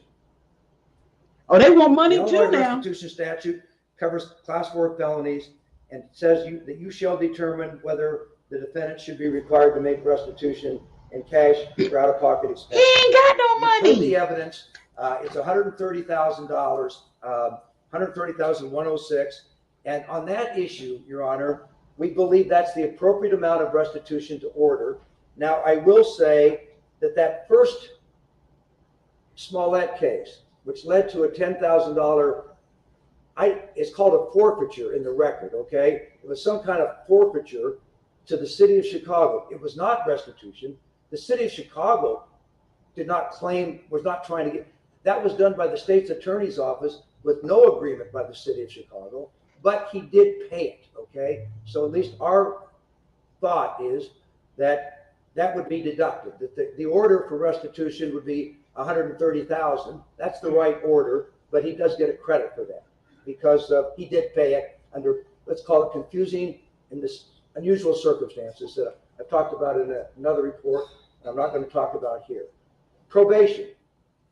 As Your Honor knows, under Illinois law, for a Class 4 felony, you can impose a period of probation not to exceed 30 months, but you cannot impose both a term of imprisonment and a term of probation on the same Class 4 felony convictions under the case law. So that our recommendation to Your Honor is that you have the authority to impose imprisonment on one of the counts that he was convicted of. One of the 5 counts he was convicted of, and then on one of the other 4 or more than the other, you can impose a consecutive term of probation to follow. Now, why do I talk about that? Okay, why should that be? Because he's not a violent crime, etc. Your Honor, in 2007, Mr. Smollett had a prior conviction in 2007 in connection with a DUI arrest in California for providing false information to a police officer. Mr. Smollett reflects that this case today is not the first time he had lied to law enforcement officials. And so I believe as a result, the Office of Special Prosecutor believes that an appropriate term of probation, whatever you decide in Your Honor's discretion, should follow an imprisonment term. Next, criminal fines. Again, this is in Your Honor's discretion. You can decide the maximum is $25,000 for 5 counts. That would be $125,000. Damn! For the totality. We recommend a reasonable criminal fine to be imposed by Your Honor based on your judgment about it. Community service. Let's talk about community service because there's been, the defense has asked that maybe you should consider community service, and we agree with that, but it should be a condition of probation following a term of time in jail and following a term of probation. But as part of the probation, you have the authority, as Your Honor knows, to perform, he can be ordered to perform 30 to 120 hours of community service as a condition of probation under Illinois law.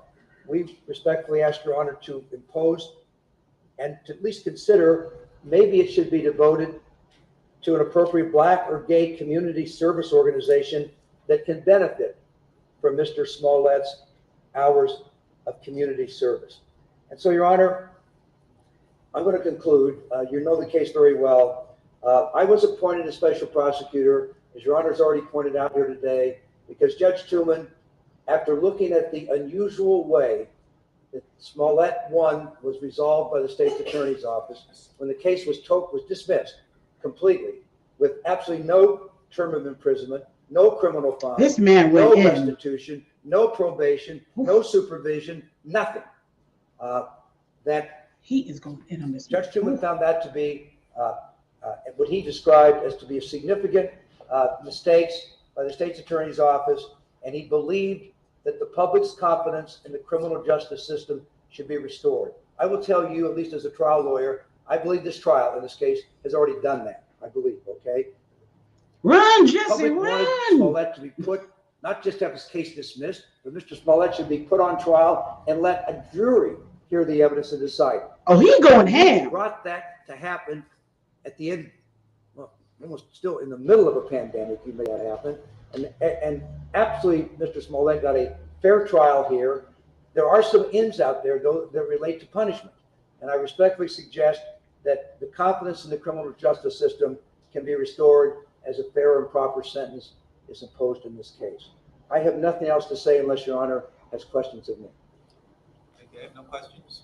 I'll hear arguments of mitigation. Ms. Duce.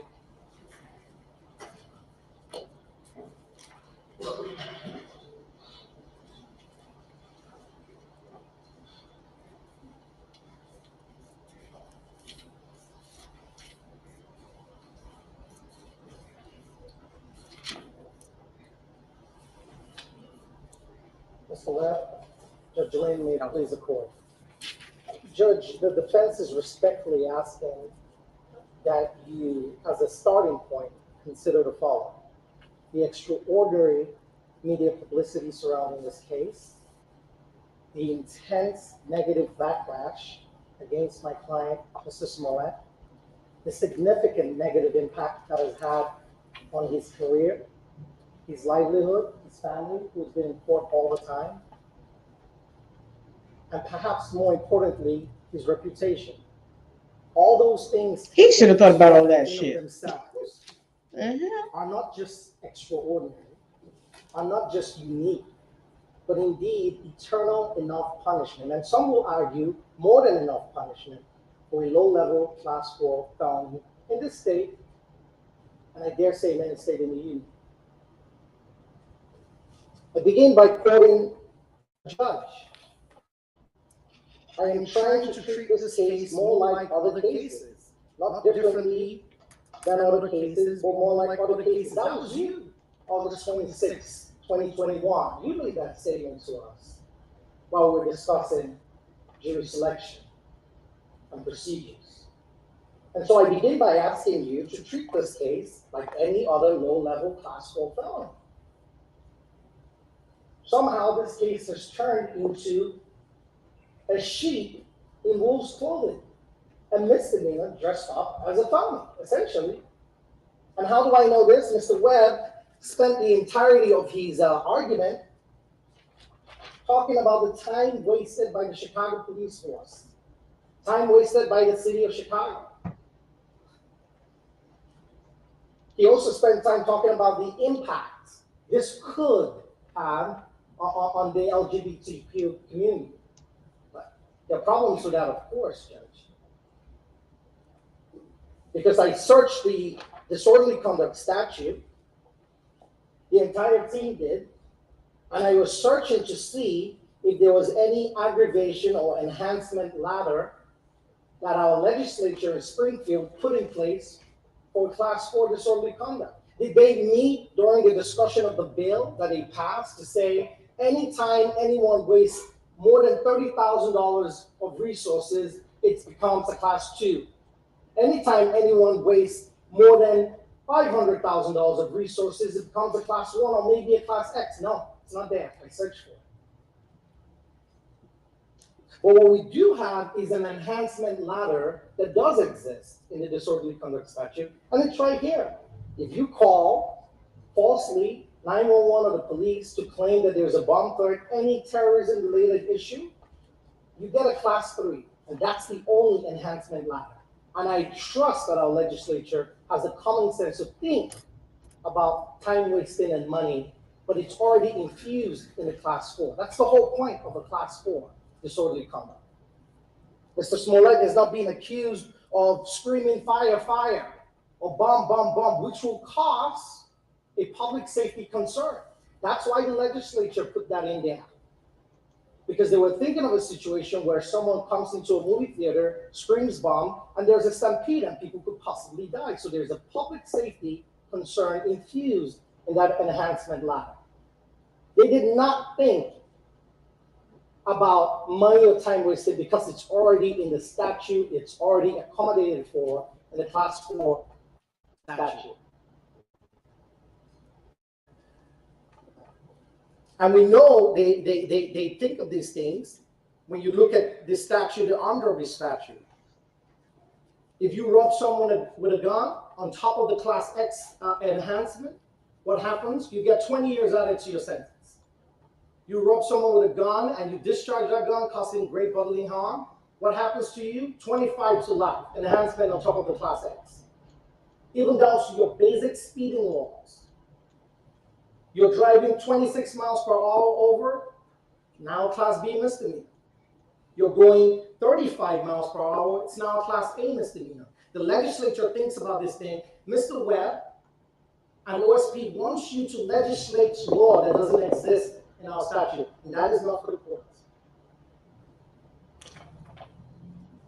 The $130,000 they talk about, well, there are problems with it. We can't take it at face value. Judge, you have the victim impact statement in front of you. If you look at the first 2 pages, there are no dates on them. If you look at the second 2 pages, highlighted are entries with dates, and only 4 of those entries are before February 15, 2019. Why is that important? It's important because on February 15, 2019, the Oshunaya brothers, according to testimony, confessed allegedly to this incident. And that was the day detectives let them go and began the investigation on Mr. Smollett. So why do we now have charges, most of which are after 215?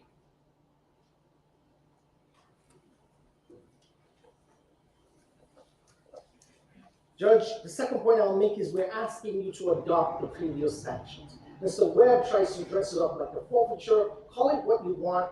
Mr. Smollett was fined $10,000. Black Law's Dictionary, that's a fine. You can't punish a person twice. And I know you denied the motion, that's fine, but that's not why I'm bringing it up. Because there is an 8th Amendment issue here, cruel and unusual punishment. Punishment is too severe for the offense. And how do we know this is too severe? Assume, or the jury found him guilty, okay. But Smollett won. To 2019, they made him pay what? $10,000 fine, which has never been returned to him. What? Sovereign, he want the money back? Through their agent, the Cook County State's Attorney's Office, said, Mr. Smollett, we're taking a $10,000 bond, we're giving it to the city of Chicago. Bye-bye, he's never seen it. That is a fine. Then they made him do community service, which he cannot undo unless we had a time machine.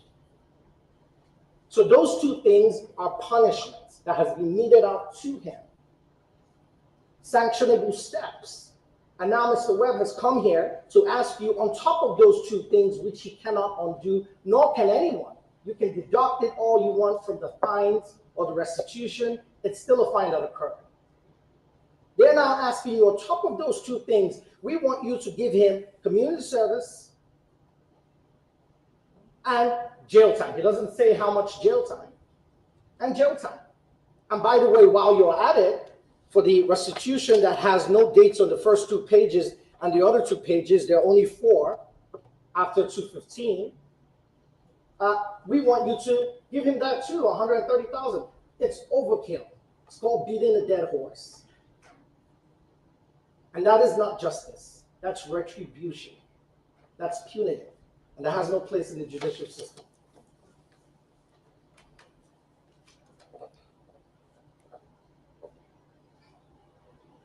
Why should Mr. Smollett get probation? You've heard from the witnesses. I'm not going to rehash the testimony.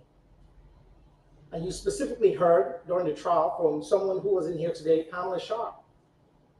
She talked about how Jussie gave most of his payments, his earnings, his salaries to charity.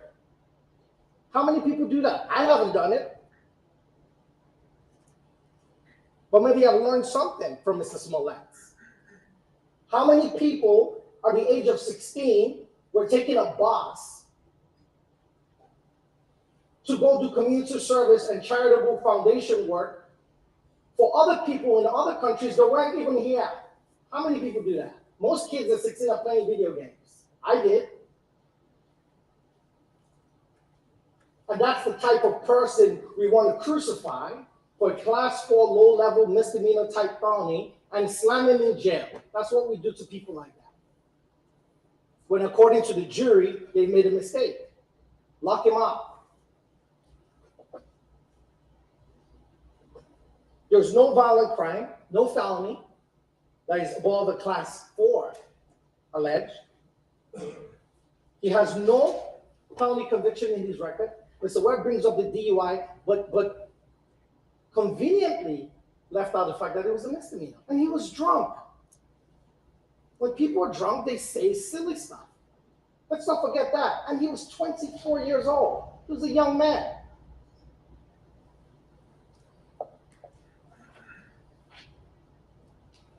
If Your Honor doesn't seem to, if Your Honor somehow, and I don't know what's in Your Honor's mind, thinking, Mr. Uche, that's just you as defense attorney. Of course you're going to ask for probation. Well, the adult probation department here in this building that has been around forever, gave you a probation report, Judge, and what did they rank Mr. Smollett using the Ohio risk scale assessment? They ranked him a 7. And when you compare that to the scoring system, 0 to 14 is considered low risk. So Mr. Smollett is not just low, but he's low within the low risk standard. 15 to 23, moderate risk. 24 to 33, high risk. 34 plus, very high. What do they recommend for a low risk individual?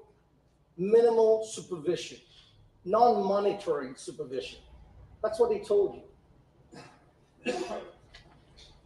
Point 4, there's extraordinary public policy. Mr. Webb got up here and talked about Mr. Smollett's conduct, and that's offensive. He's a black man, he knows.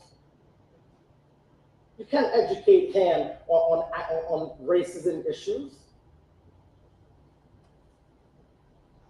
And Mr. Webb got up here and said, well, Mr. Smollett, what he's done, because remember, they're trying to give you an enhancement that doesn't exist. What he has done, Judge Linn, and this is what Mr. Webb is telling you, is he's now negatively impacted members of the gay community who would not want to report. Where are the statistics? Who said that? But it is true, he did. We still haven't gone past the part that his case was dismissed and he paid a fine. That's some serious constitutional So should be just brushed over? But what we do know statistically, in an era of partisan tribalism and hyper-aggressive tribalism, political tribalism, there has been bipartisan agreement that there's disparate treatment of black men and minorities in the criminal justice system. This is no longer a controversial topic. President Trump, a Republican, pushed forward the First Step Act. President Obama was known for his criminal justice reform. Governor Bruce Rauner put reform forward to remove low-level Class 4 nonviolent offenders from custody.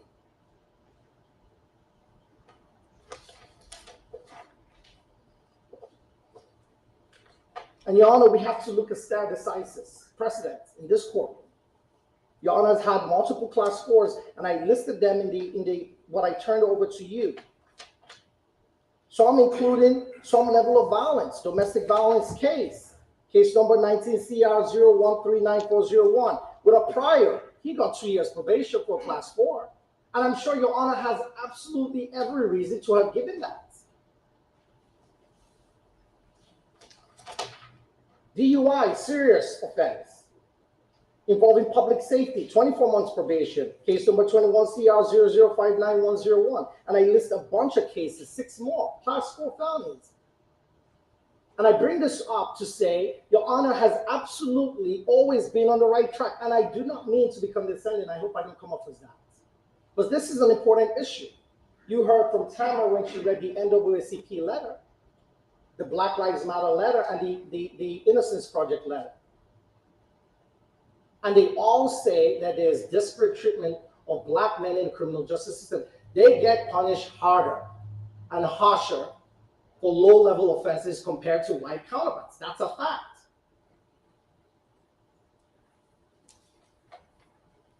Mr. Webb was appointed special prosecutor almost a decade ago in a case involving involuntary manslaughter. That's why I was surprised he was asking for jail time, because that individual, what did they get? 30 months probation, including 60 days in their house, home confinement, for an involuntary manslaughter where someone died.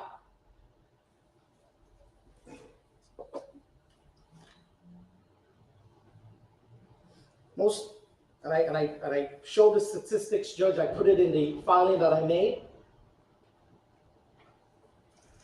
The irony of this entire thing, when Mr. Webb gets up to point out that Mr. Smollett disrespected somehow the black community or the gay community, the irony of this situation, and Mr. Webb quotes statistics that he believes show that people are punished and false reporting. Well, most black men and most black people are falsely accused all the time. And in an age of social media, we're inundated with reports about this. And what happens to those things? They go unprosecuted, under-prosecuted, and not prosecuted at all. So why are we jumping up and down and acting like this is a murder case? It's not.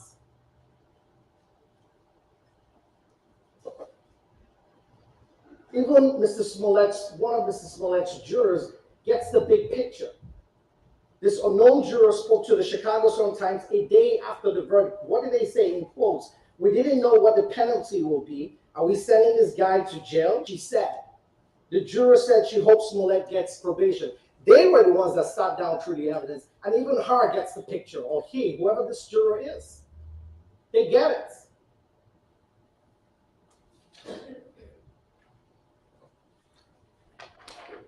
What does jail accomplish?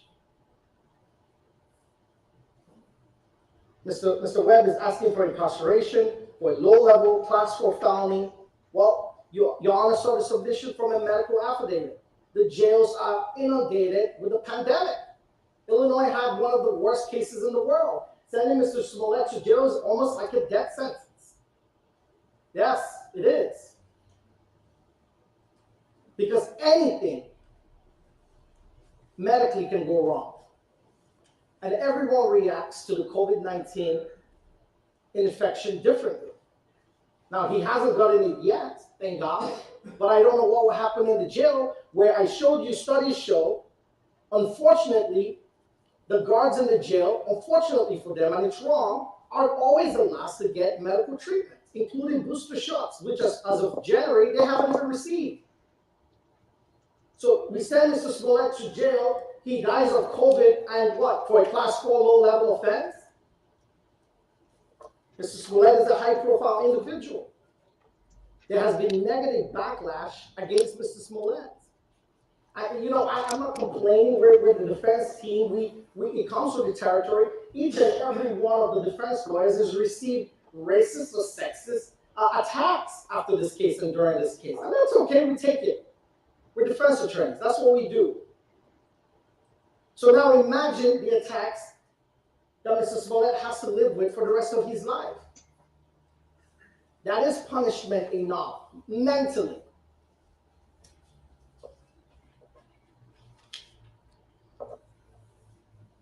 The last point I'll make is public policy. There's public policy against retribution.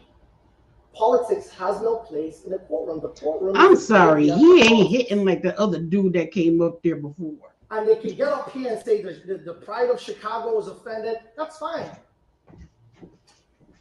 And time and money was wasted. And I heard Mr. Webb state to this court something I couldn't really decipher during the trial, that Mr. Webb did it for himself. The problem with that is we've all heard testimony from multiple people who say that Mr. Smollett does things for the community.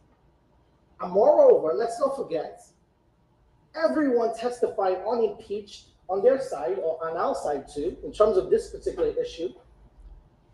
Mr. Webb, in terms of deciding or trying to figure out what drove Mr. Smollett to do this, started off by saying he wanted more money, then it became attention, then it became because of the letter he received.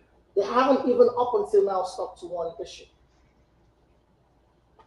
So I push back on that theory that Mr. Webb states to this court that Mr. Smollett did this because he was somehow benefiting himself.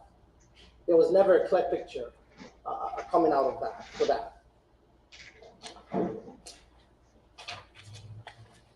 Judge, we ask you, at the end of the day, you are the one who decides the sentence of Mr. Smollett.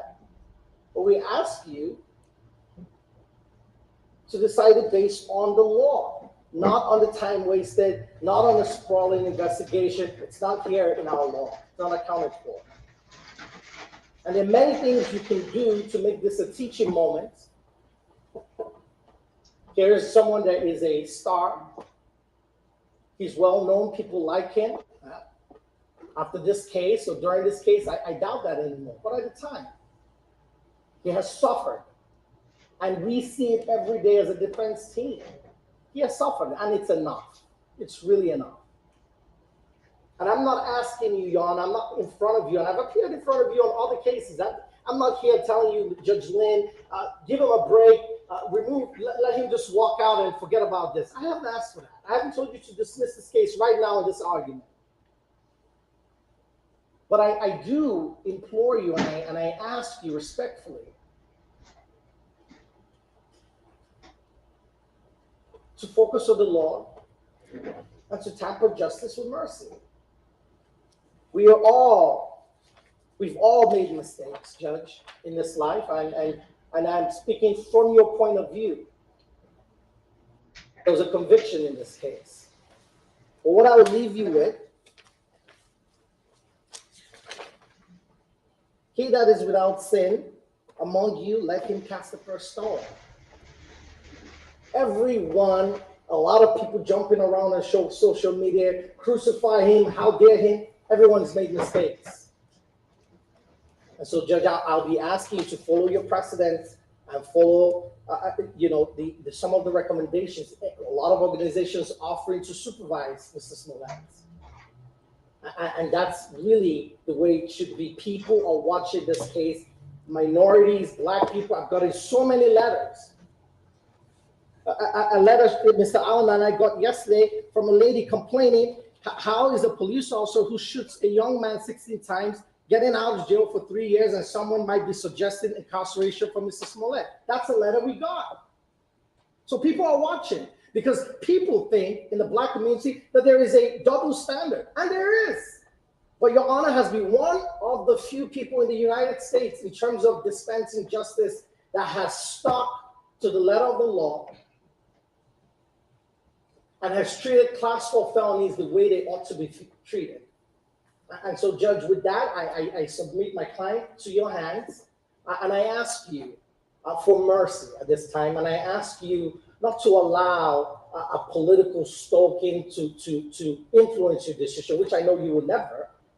And I ask you to focus on the law and the fact there's no enhancement ladder for time wasting and resource wasting.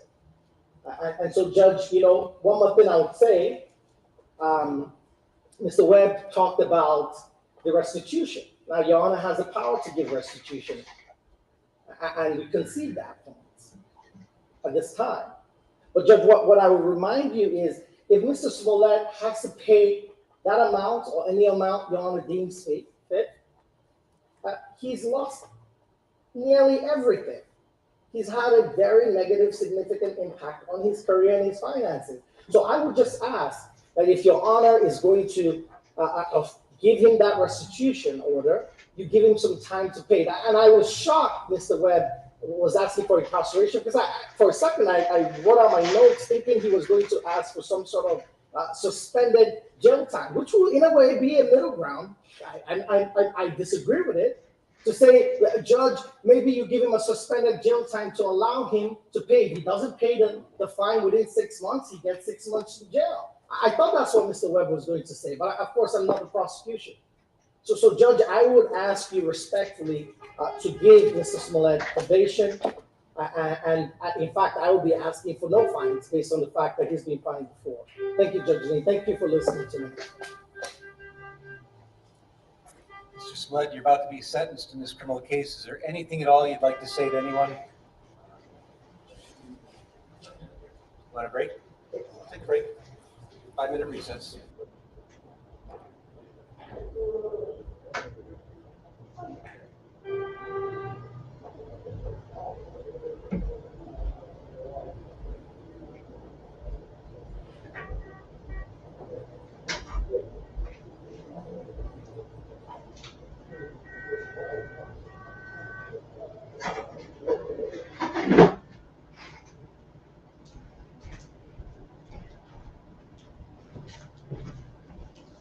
Whoa, that was a lot, y'all. That was a lot. You've been listening in to the sentencing hearing for Jussie Smollett, and the judge has now called a 5-minute recess. So in the meantime, we want to bring in our legal analyst, Irv Miller, who's been with us since noon when we started our coverage. So Irv, if you can hear me now. All right, so we've gotten to the point where we've heard from just about everyone. There's one main person that we haven't heard from yet, but the last person to speak here was Jussie Smollett's attorney, Enye Uche. As you've been able to listen into some of the final speakers here, Dan Webb, and Inye Uche, what are your thoughts? I'm very disappointed that Mr. Uche gave an argument that may give the judge some pause about what to do. If I were the defense attorney in this case, I would try to minimize the consequences for my client. The last thing in the world anybody wants is to be convicted of a felony. There's a provision in Illinois called second chance probation, which is probation, but it doesn't result in a conviction, and down the road it can be expungable. I would have been talking about second chance probation the entire closing argument, rather than talking about tempering justice with mercy. So I think Mr. Uche missed a great chance to try to ask for something that Just ain't got that wouldn't money. harm his client for the rest of his life, but decided to roll the dice and see what's going to happen. Saying probation is different than asking for second chance probation. So, Irv, where do we go from here? Because we've heard from so many of the Jussie Smollett's supporters through letters, of course, and then through his family members, his older brother, and then his grandmother, who spoke very pointedly to the judge about taking her to jail if he goes. So what would you say are next steps? Well, it's my understanding, and I could be wrong, but it's I think there was some statement at the very end that Mr. Smollett was not going to make a statement. If that's the case, then after this little break is over, the judge is going to come out and pronounce the sentence. Knowing Judge Linn the way I do, he's not going to be talking for a long time, but he will give his reasons and he will impose the sentence, which I suspect will be probation, and the only question is whether or not there will be some Cook County jail time. Under Illinois law, he could give him up to 6 months in the county jail as a condition of probation. Also, he has the right to order that $130,000 of restitution to the city of Chicago. I think that would eliminate the federal case because he would have to pay it as a condition of probation. So my guess is he'll give him 2 years probation, you'll give him X amount of days in the Cook County Jail, order restitution. I don't think he'll fine him like Mr. Webb requested, and he'll give him his appellate rights, and I think this case will be headed toward the appellate court. So Irv, my colleague, co-anchor Brad Edwards back. Okay, with us now, Lau, so we want to bring don't judge me. I'm making a panini. Yeah, just slip down quickly. An Irv, Italian back. So panini. what is your call then? How much time do you think Jussie Smollett then could go to jail for, which would be a short stay? Guesstimate the time, and then really by the time this thing is appealed, it will be moot. Jussie would have already served the time, right? Because if Jussie's going to go to jail, he's going to need a toothbrush tonight, right? Not necessarily. Okay. If the judge sentences him to probation with X amount of days in the Cook County Jail, he could take him into custody to serve that time. And whatever number the judge says, Mr. Smollett will only do half of that. The other thing is the judge could sentence him to the Cook County Jail, but stay that pending any appeal or any particular amount of time. He doesn't have to impose it right away. He could say, I'm going to wait till 6 months from now and see how things are doing in the county jail with COVID, and we'll re-examine it at that time. That's a possibility. So Irv, I know when we were talking to you before we began our coverage, you were making the comment that this could be lengthy just because of the sheer number of people that would be speaking and the fact that they started by calling for a motion for a new trial. But here we are, you know, our coverage started at 12. The hearing commenced probably about 1:30.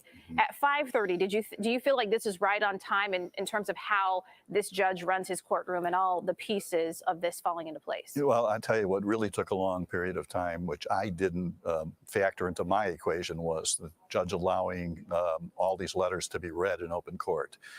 These letters were submitted to the judge a couple days ago. He's read them. They were read in open court for the benefit of the media, not for the benefit of the judge.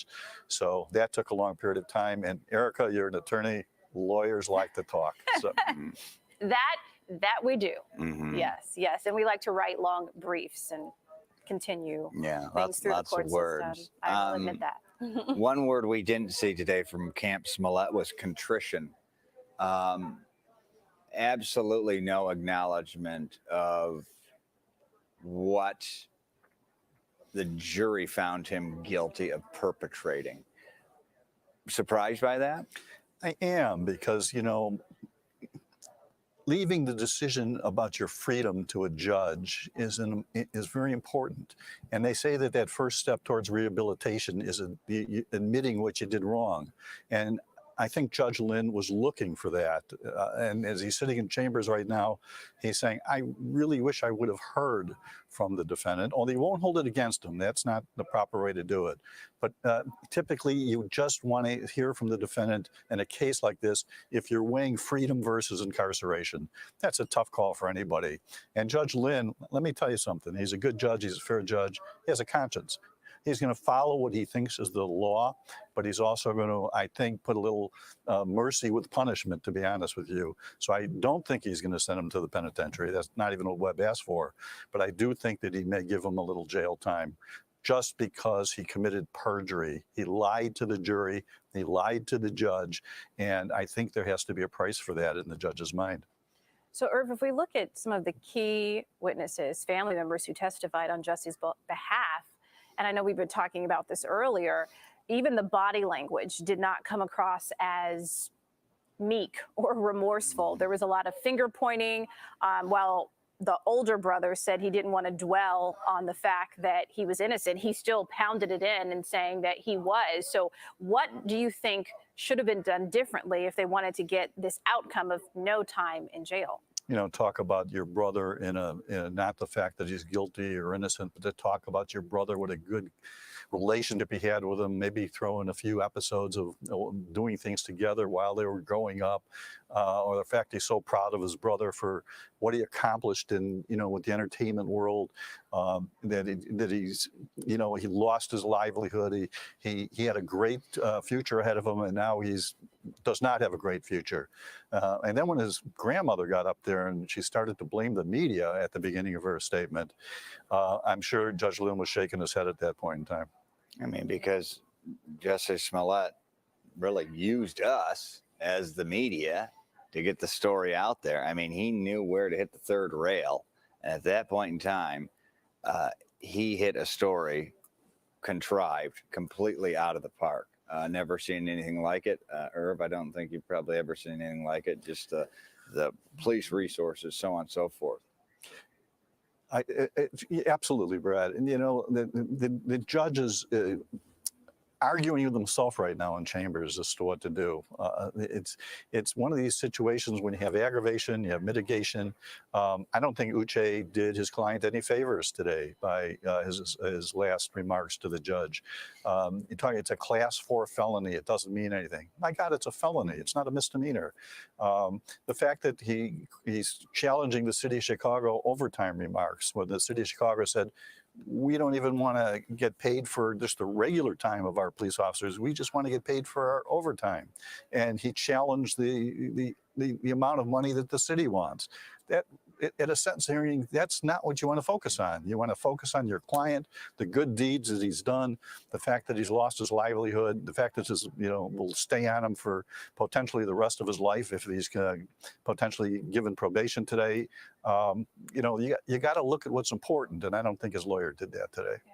So, Irv, now we're still waiting for the sentence, but the fact that Jussie Smollett was convicted on this class 4 felony and some of the political touch points that we saw with, say, the state's attorney and them deciding not to prosecute and then bringing in the special prosecutor, the charges being dropped at different points before that. What do you think the message or the precedent that this case is setting, what do you think that sends to the legal community here? Hi, 43 Angel. As a former assistant state's attorney, and doing? after speaking to many other former assistant state's attorney, we all took this case personally because I think we felt that what was done at the initiation of this case wasn't right. It's not something we ever saw before. We hope the state's attorney's office does well. We're proud to be members of that office.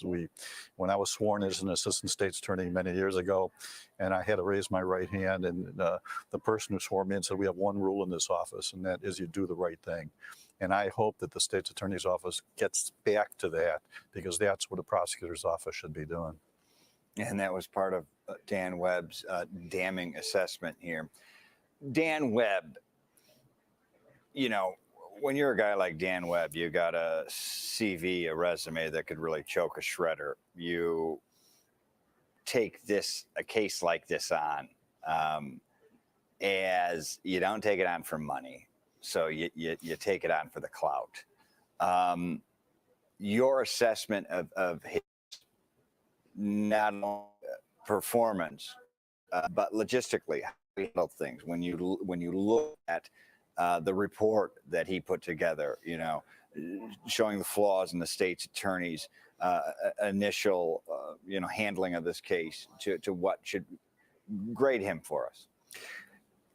In this particular case, I think he did a great job. I read that report. I listened to his press conferences. You have to understand something. Judge Tooman could have appointed, one attorney to do this, but he picked Dan Webb not only because of Webb's reputation in the legal community, which is good, but also he had a huge law firm behind him, Winston & Strawn, to help out with the logistics of the case. I think it was very smart by Judge Tooman to do that. And when you read the report and you see the way this case was presented to this jury, and you see how the post-trial motions were presented today, that's something that, as a lawyer, I think was very good. I think they'll use this case in law schools to try to show how a high-profile case should be tried in the future. Oh. Irv, you've been with us from the start of this day when we were awaiting Jussie Smollett's arrival. And I know you said at the time, and it didn't seem to factor in, just as you said, that his late arrival would in any way influence the judge, at least not publicly, if the judge had anything to say about it. But for that to be the start of the impression that Jussie Smollett gives on a day when there's one man who decides your fate, talk to us about that. Certainly not a smart thing to do, to show up late. Do I think that will influence the judge's decision on jail time? I don't.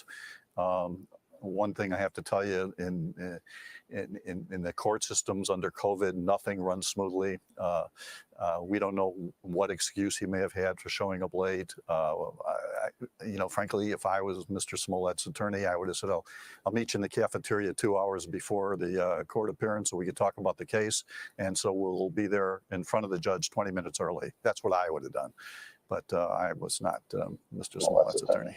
Jesse gonna need a collection plate, y'all. Do you think he was operating independently? He gonna need a collection. Do you think he was advising his client, or in watching how things unfolded today? He gonna be hitting up his fans for money. His client was in control. Do you think his client said, "My grandmother and my brother will get up there defiantly defending my honor, saying this did not happen"? And while they say we're not going to relitigate it, that's exactly what they did.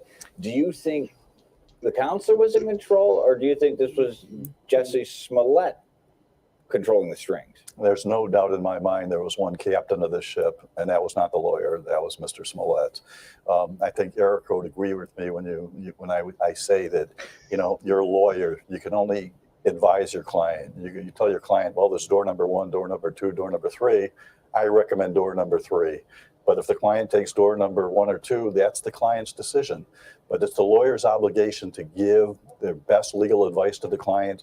But in criminal cases especially, the bottom line, it's up to the client, because it's not the lawyer that brings the toothbrush into the county jail. It's the client. Yes, I do agree with you on that. If you could stand by for just a moment, I believe we also have Dana Kozlov. She has been with us since Jussie Smollett walked arm in arm with his family through the Layton Criminal Court lobby thereafter going through security. So Dana, we just want to touch base with you. Here we are, 1:30 for three plus hours into this, almost 4, if I'm counting correctly. Just set the scene for us out there. Actually, I know more than 4. Yeah, 1:30, 2, 3, 4. This is journalist with math. Here we go. Right. So from your vantage point as we are right now, I know it's definitely quieter down there than what we've been seeing in the courtroom, but just give us your perspective. It really, as we have been since 11 o'clock or even earlier for some people all day, it's really in just a wait and see mode. And that includes obviously waiting for the sentence to be handed down by Judge James Linn. But then what we do after that, we're set up so that if anybody wants to come down and make a statement, we're ready to do that, or we're ready to listen in and get that back to you. That's always optional. We expect that Dan Webb would make some sort of statement. He did after Smollett's guilty verdict was handed down. We also expect Smollett's attorney might also make a comment, as he did on the day of Smollett's conviction. And I know that the attorney for the Osendero brothers is here with one of the brothers, and I had asked her prior to her going into the courtroom if she would be available to speak, and she said she would as well. So we're set up for that, but we're just in a wait and see mode to bring you the, well, we don't even have to do it because you'll see it in court, but we're just here and we're waiting to talk to folks once that sentence is handed down. Right, Eric? This is absolutely crazy. Dana, It should have been a never long day of went waiting this and far. seeing, and the waiting Never. continues. We appreciate your work down Bad there. move on Justice part. Let's go back to Irv. Irv, I mean, you believed, and anyone would believe, that the judge, knowing sentencing guidelines, he probably knows what the sentence is. We're told 5 minutes. Now it's 20 minutes. We know, you never can hold people to exact time frames. But is there, what could the hold up be here? Well, to be perfectly honest with you, the judge could be looking at the clock and saying all the national news is on the various networks, and I may want to wait till 6 o'clock. You think like we think, Irv. I'm just trying to give you an honest answer. No, I mean, that absolutely could be it. Because, he wants this thing on live on broadcast. He is, in fact, the one who granted the request then, right, to allow the cameras in the courtroom. And there's an old expression that a judge is never late. It's only people who show up after the judge that are late. Yeah. Any guy in a black robe. There's something about black robe syndrome, right? Or something like that. Exactly. Let's talk about precedent, though. Although it was mundane, people are used to seeing highlights from court. Sometimes when they see the actual minutia and they see the weeds that are gone through in a hearing, you can lose some people to it interest-wise. But it was interesting to see a camera in a courtroom for sentencing in the state of Illinois. Do you believe this will be something we see more of now that it does happen here? And it's long happened in other states. Illinois was just for a long time had a moratorium, no cameras in courtrooms. Do you think this is something we will now see more? I do, and it actually started a few years ago, and particularly Judge Gaughan and Judge Burns at 26 and Cal. Let's just be patient, in the y'all. courtroom. But the They're one thing I trying have to, to say is the problem prolong there is not the this state out. court; it's federal court. But this verdict there's is gonna no be cameras epic, in one way or and another. Basically, reporters have to stay in the lobby. Okay. They can't even broadcast from the floor of the courthouse. So, Irv, I was just going back through the timeline here, and I know we have a lot of this online from Charlie DeMar breaking this story, but we're talking about 3 years. And boy, what have we seen in the 3-year period. But in terms of it happening during a pandemic, there being quite a few delays because of motions and everything that might come with a case like this from both sides. The timeline for finally getting to sentencing, Irv, do you think that this something better is than this? what, every defendant wants a right to a speedy trial? Do you feel that this went along with what we usually see in the Illinois court system? Well, the defendant who's facing jail time does not want a speedy trial.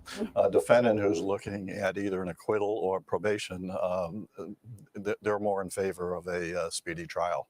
And, you have to figure in the pandemic into this. That just almost put the court system to a halt. And frankly, I don't know how the court system would have functioned if it wasn't functioned at all, if it wasn't for Zoom recordings. Irv, don't mean to cut you off, never want to cut you off, but let's go to the courtroom right now. We believe court is back in session. Constitutional, technical issues. Oh, and shit. many more issues. No, it's substantive just issues for in this case. Illinois. He doesn't travel around. Every state got its own not to judge. make any allocution based Every on city, these appellate everything rights. has their own judge. Well, you may give him advice, but I need to hear from Mr. Smollett directly because it's his decision. So this is, but do you want to say something or would you rather not say anything? Oh, okay, you ain't got nothing to say now, huh? Huh, Juicy? We're at the end of the road here. This matter has been pending in the criminal justice system for 3 years, approximately. been approximately 2 years on this particular docket. We have an original indictment that was returned by the Cook County State's Attorney's Office. There was a quick dismissal that occurred in this case that caused tremendous consternation in the community, and to this day, it's a basis of great confusion and misunderstanding and mistrust. In any event, some things happened. You're welcome. After the first dismissal, the only dismissal on the case after the first indictment, people were very upset. One person came forward in particular, and that person, of course, is Sheila O'Brien. Sheila O'Brien is a former retired appellate court justice in the state of Illinois. She came to court as a common citizen without credentials, just by herself. And she said she had a grievance and she wanted her grievance heard. And she thought that with the handling of the case by the state's attorney's office of Cook County was so upsetting that she was losing sleep. And she explained in her petition all the reasons that she thought that a special prosecutor had to be appointed, not to necessarily indict or do anything in particular, but just to look at this and give it a fresh look because something appeared to be wrong. The case ultimately got assigned to Judge Michael Tuman. And I can say that among his peers, among his fellow judges, Michael Tuman is considered cream of the crop. He's a long-standing veteran judge, been a judge longer than I've been a judge. He sat in this building for many years. He sat on the appellate court of Illinois. He's the current head of the juvenile justice system. He has been a long-standing judge who has a reputation for knowledge, integrity, honesty, and always knowing what the right thing is. Exactly. I'm telling you, they're stretching it out. I told you they don't stretch it. This matter under advisement and hearings were conducted. And after all these hearings were conducted and he listened to both sides, he heard from the state's attorney of Cook County, he heard from Ms. O'Brien, he recognized that there was confusion in the public. There was concern that confidence in the criminal justice system locally here was at risk and may have been damaged, and that the case required a second look. And Michael Tuman, in his wisdom, sought out the proper, what he thought to be the right person to address this. He identified Dan Webb and the Winston Strong law firm as the people that might be able to take on the task. Dan Webb and Winston Strong agreed to take on the task, and as I already indicated, they did this pro bono, which means they did it for free. I don't know that at the time they signed up for this, that they had any idea that it was going to be as work intensive as this case has become. This case took several years. We were slowed down by COVID a little bit, but the amount of pretrial motions that were filed were exhaustive. I have never, other than death penalty cases, which I used to preside over, seen anything like the extent of filing motions. And I'm not faulting the filing motions. That sounds crazy. Received as much attention and was gone over every little bit of it by a fine-tooth comb as thoroughly as any case I've ever seen before. The stacks of pleadings are high. I've got stacks on my desk that are unprecedented. And we had to wade through all of them, and it took a long time to do that. And there was a tremendous amount of attorney manpower, billable hours that were lost by the Winston Strong firm. And they did it selflessly.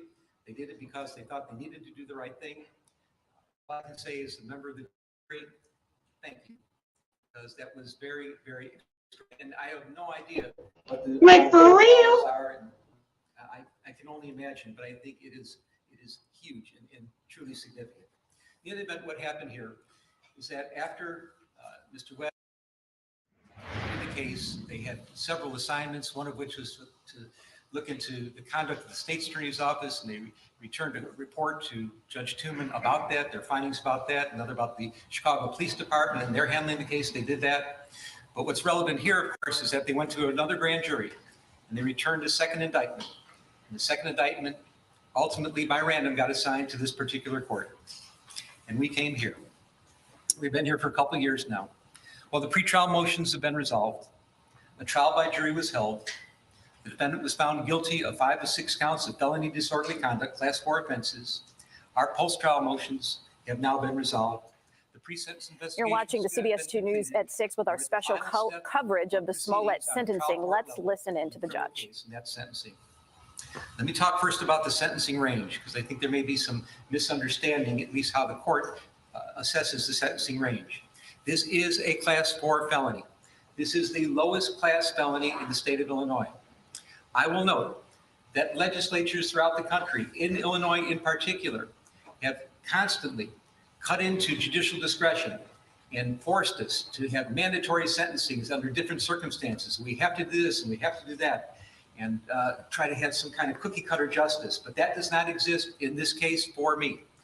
I am left unfettered. Under Illinois law, the range of sentence in this case is as follows. Mr. Smollett is looking at a probationary term of up to 30 months.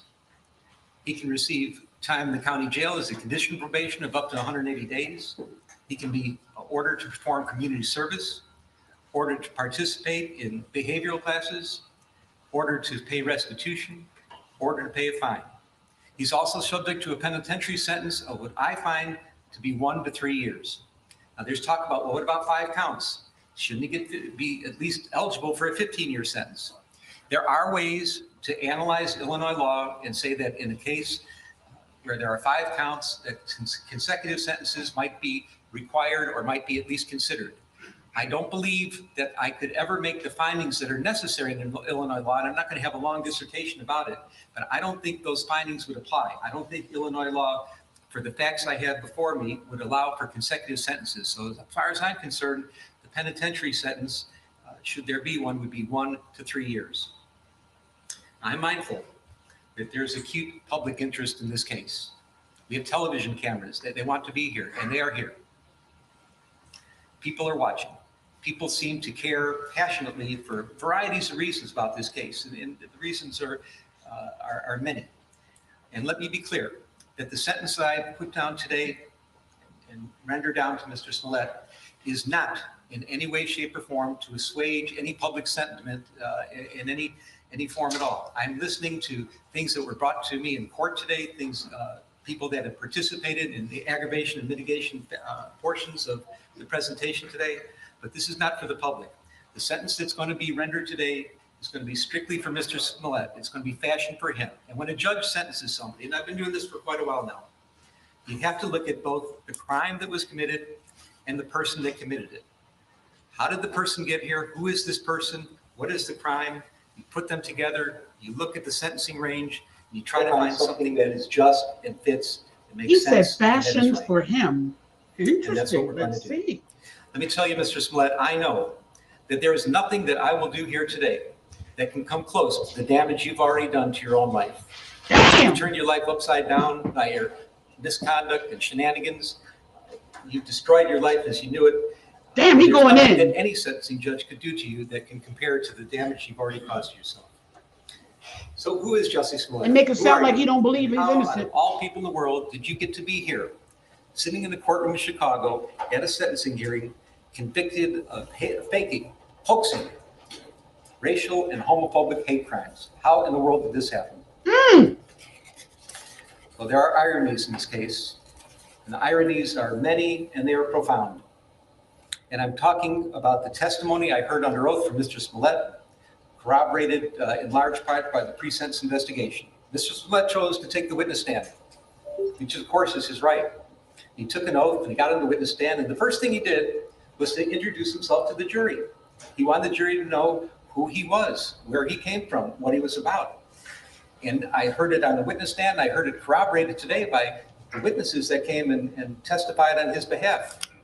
There's no question, Mr. Smollett was born into a mixed race family. His mom is an African-American woman. His dad was a white Jewish man. There were 6 siblings. And if you can say anything about this family, and we're talking about a very, very tight-knit family, a village that was always in sync with each other, that cared about each other, was completely, wholly supportive of each other. You know that this family knew about matters about social justice more than anything else. That's what the family stood for. It is part of the fabric of their existence.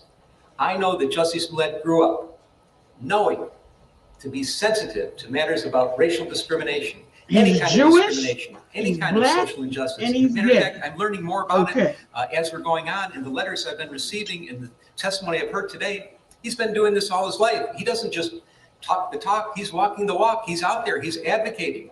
He's involved in the community. He cares deeply about social justice issues. And for you now to sit here convicted of hoaxing hate crimes, racial hate crimes, and homophobic hate Oh, crimes. not looking The good, hypocrisy Joe. is just astounding. I don't know where to begin. I'll remember one thing that will always stick in my mind, and I've been involved in so many trials over the years, but something happened in this trial that it was remarkable, and it talks about your sensitivity to issues of social justice. You're on the witness stand. You're being cross-examined. Your liberty is at stake. It is your criminal trial. Mr. Webb is winding through some things on cross-examination, and he's going through some social media communications, and whether it was Instagram or chat or text, a little quibbling about that, that doesn't matter.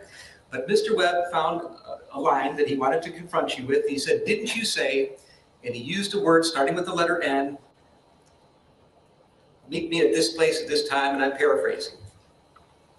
And rather than just answer the question, which what a witness is supposed to do and expected to do in their criminal trial, you stopped the proceedings. You said, "Mr. Webb, out of respect for all the African American people in this courtroom, you should not be using that word."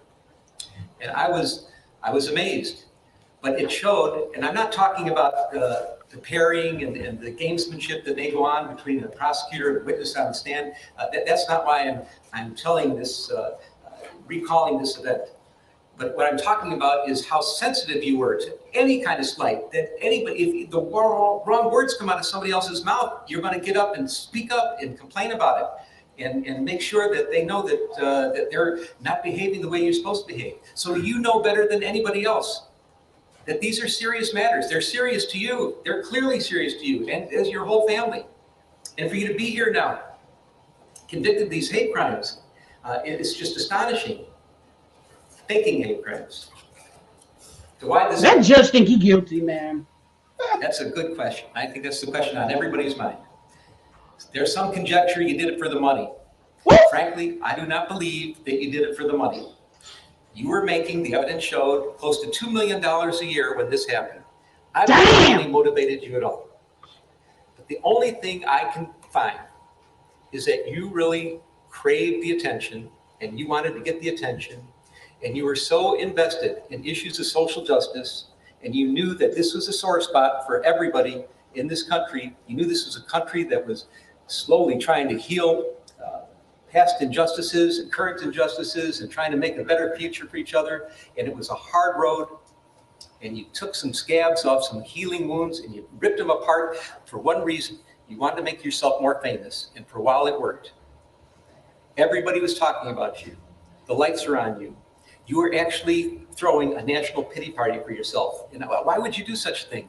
Why would you, I understand you crave the attention so much, but why would you betray something like social justice issues, which you care so much about?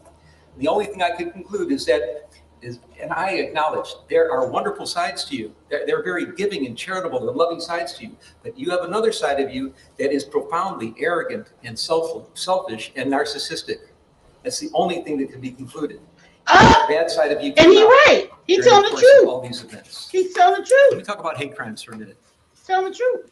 I've been a criminal judge for many years. He know who Jussie And I've really heard many is. victims of crimes testify in front of me. Real talk. And any victim of a crime, no matter what the crime is, they are demoralized He going in. by what happens to them. He going It in. doesn't matter if you're injured unjustifiably, if somebody hurts you and it maybe cripples you or damages you in some fashion that's going to be long-standing injuries. If your property is stolen, your vehicles are stolen, people go into your homes, your possessions are stolen, people do all kinds of terrible things. It is a demoralizing experience. And sometimes it's the worst experience that anybody can ever go through in their entire life. And then if it turns out that the motivation for the criminal to do something bad to you was because they hate you because of your race, because of your ethnicity, because of your gender, your sexual orientation, your religion, your age, your disability. If that was the reason for it, it is exponentially worse. There is nothing worse than to be a victim of a hate crime. It is the worst thing that can happen, especially in our country with all our history and all that we're going through now to try to get around some of these issues. Hate crimes are the absolute worst. And I believe that you did damage to real hate crimes. Yeah. Hate crime victims. There are people that are actual, This genuine judge doesn't seem victims of like hate he's crimes that feeling you did damage to. Jussie Smollett. These are people that have a difficult time coming Janet forward. Holiday, how you They doing, may be girl? mistrustful. They may not want to bring it to the attention of the community or first responders. There may be some trepidation. I don't know for sure how much damage there was. It's the I arrogance don't that is know how pissing the this is going judge to off. impact other Real people, talk. if they're going to be hesitant to come forward because they're going to think that they're going to be accused of acting like you and doing See what I'm stuff saying? that All the you're- shit that I was saying earlier about I don't know Jussie's if case, first responders are the going to be judges more repeat. I'm doubtful, using my skeptical empath of energy people that on come this. forward, real victims of hate crime because of what you did here. I'm hoping it's not that way. And I'll show one of the ironies in this case. And I find this pretty profound. I got letters from people that advocate about victims of hate crime their entire lives. They devote their lives to this. I'm talking in particular, Derek Johnson, president of the NAACP. Woo, shoot, Reverend dang. Jussie Jackson. He's an icon here in Chicago. No introductions necessary. They devote their whole lives to addressing This ain't issues about looking social good. injustice Janet, and good. hate crimes. Glad you was And in the they are here bushes, today hey? asking me to show you mercy. And I take that seriously. I find it profound. I take it seriously. And I know that they're in a better position than myself to educate the public about that topic, about the damage you've done to real victims of hate crime. And I am confident that because of all the attention that you've garnered here on this case, that they are going to seize the opportunity and they will educate the public and they'll be talking about this. And they'll try You an to example, mitigate some of the Jussie damage Smollett. that you've caused He's to real gonna be an victims of example. hate crimes, and they're better positioned to do it than I am, and I will defer. But I will acknowledge that you have done some real damage. Yep. The question is, will he be made an example? Or will he just get a slap on the We wrist? talk about your premeditation. Uh-oh. Again, I've been a criminal judge for many years. Oh, shoot. And I know that people end up where you are right now, awaiting sentencing on their criminal trial. How did they get to court? How did that happen? There's some people that wake up in the morning. They have no intention of doing anything wrong. They're not looking to do anything criminal. They're on their minds. But there are crimes of impulse that happen. Road rage, a barroom fight, bumping into somebody. Words are exchanged that somebody finds insulting. And sometimes weapons are available. And the results can be horrific. And they can be permanent.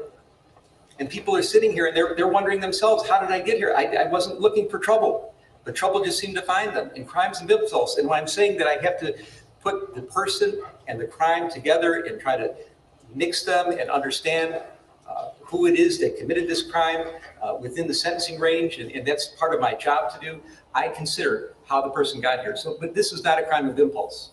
There are also crimes of opportunity.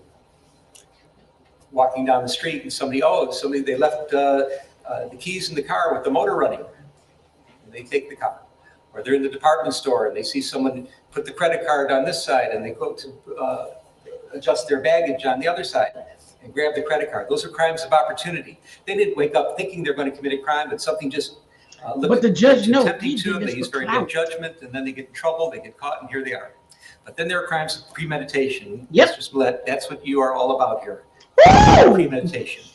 You did wake up in the morning thinking you were going to do something bad and something wrong. And I know more today about this than I ever did before, that there are some wonderful things about you.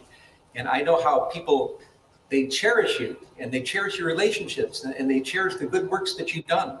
And they love you sincerely and deeply. And they're not faking, they're not lying when they talk to me about their feelings about you and the good things that you've done. But you have that dark side, and this is what happened here. You premeditated this case to an extreme that's amazing. Oh, You wrote a shoot. script. Oh, shoot. Chicago's first local This news is stream not now looking CBS. good, y'all. Premeditated. He talking about he did it for the clout? What? Do anything for the clout? You do anything for the clout? Ooh, you like what? What just happened? Like the judge called him a narcissist. Like honestly, when the judge started talking, real talk, when the judge started talking, I'm saying, okay, all right. But all of a sudden, I'm like, you were his helping energy them. changed. They wanted your advice. They would do anything for you. They thought you were one of the greatest people in the world to know, and that you could help them in their careers. They're in great shape. They gave you a little advice about diet and exercise, but they idolized you, and they would have done anything for you. And you chose them because you knew that you could trust them, that they were loyal to you. You paid them in advance by check. Not necessarily a good idea, but it was your idea. It was part of the plan that you would pay them in advance, and the check was out there. The check was shown into evidence. That was part of your premeditation. You chose a date. You chose a time. You chose a location. You had props procured. You gave them a $100 bill and had them get the supplies. What are the supplies in this case? Get masks. Nobody should see you. We're going to say that you're white. Obviously, the Oceandera brothers are not white. They're African. We're gonna cover your faces in masks. We're going to have a red hat because that's going to indicate MAGA country. We're going to get a rope they're going to use as a noose. We're going to procure some bleach. You're going to have the supplies. And you had all that together, and then you did rehearsals. You picked them up and you did drive-bys. You drove around and around the block. You picked them up in Lakeview in their neighborhood and some distance away. You went to Streeterville where you were living, and you showed them. You're going here, you're going there, and you're going over the lines. You're going over the script with them so they would memorize the script. You're indicating which brother. You're the one that's going to hit me. You're the one that's going to put the noose around my neck and pour the bleach on me. This was planned. This was premeditated to the extreme. And I find that your extreme premeditation in this case is an aggravating factor today. Let's talk about the incident itself. It's all set up. The Oceandera brothers are on board. Your plane is running late. Now you had a chance right then and there to think, okay, I'm really late. I'm 4 hours late. This can't go down. It's freezing in Chicago. We're on the verge of a polar vortex. You might have just thought about it and said, maybe it's not in the cards. Maybe the karma is wrong. I shouldn't be doing this. But no. You double down. You start communicating with the brothers through social media. Now, whether it was by texts or chats or Instagram, public or private, one way or another, you kept in touch with them.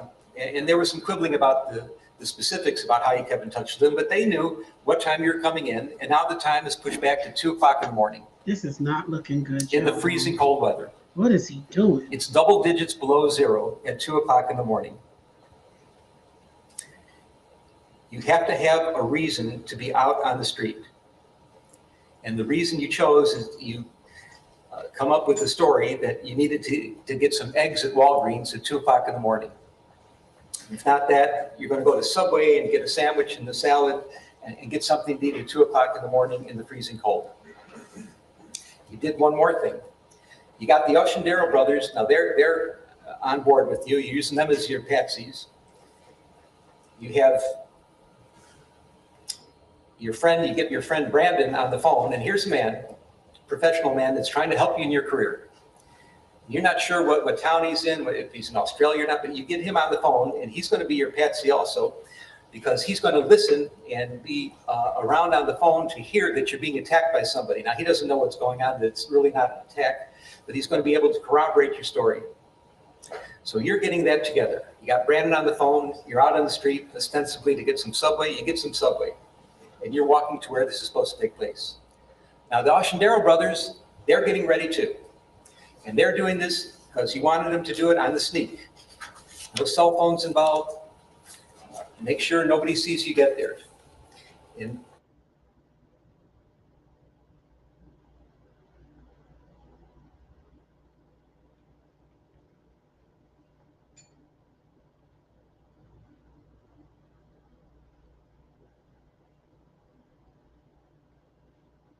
that ain't me.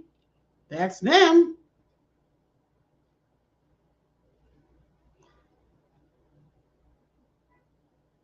He going in.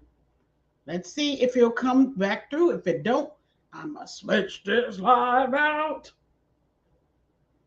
Hey, this ain't, it has nothing to do with me.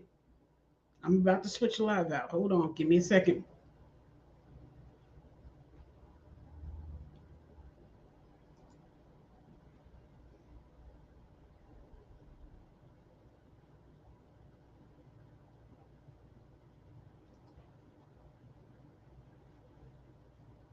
Daily Harvest. You make eating veggies so easy.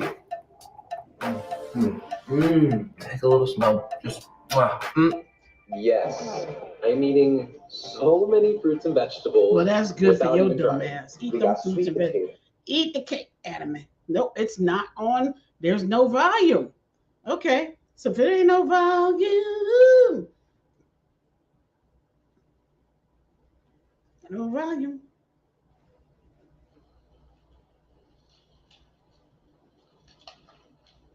You go home. Video footage shows that when you walk into your residence, you have this noose dangling loosely around. Didn't I tell you about the noose around the neck? Go into your apartment. The police are called. The police arrive. The first officer on the scene is Chicago Police Officer Mohammed Bey, in full uniform. The first responder and the first responders. His body cam is on. He sees you. And now he sees that that noose is around your neck, but it's not the way that you walked into the house. Now the noose is up your throat. You've maneuvered the noose, and you've made it look worse than it was.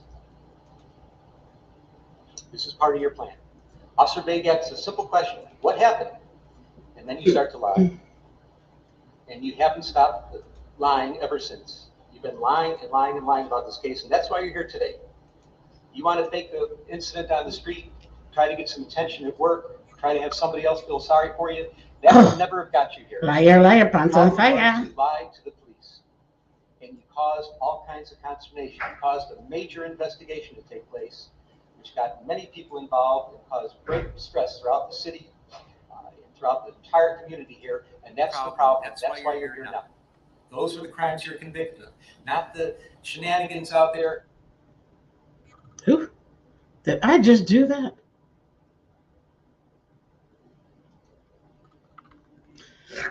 Okay, let me get the sound back.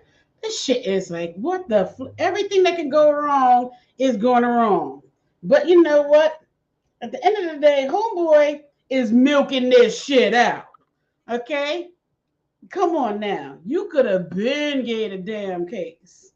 Gave the damn results. Come on now.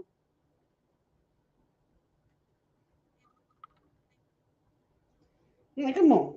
You milking this bitch out now. Let me see if this other one's working now. Did they fix it? Because it's like damn near 16,000 of us mother effers watching it.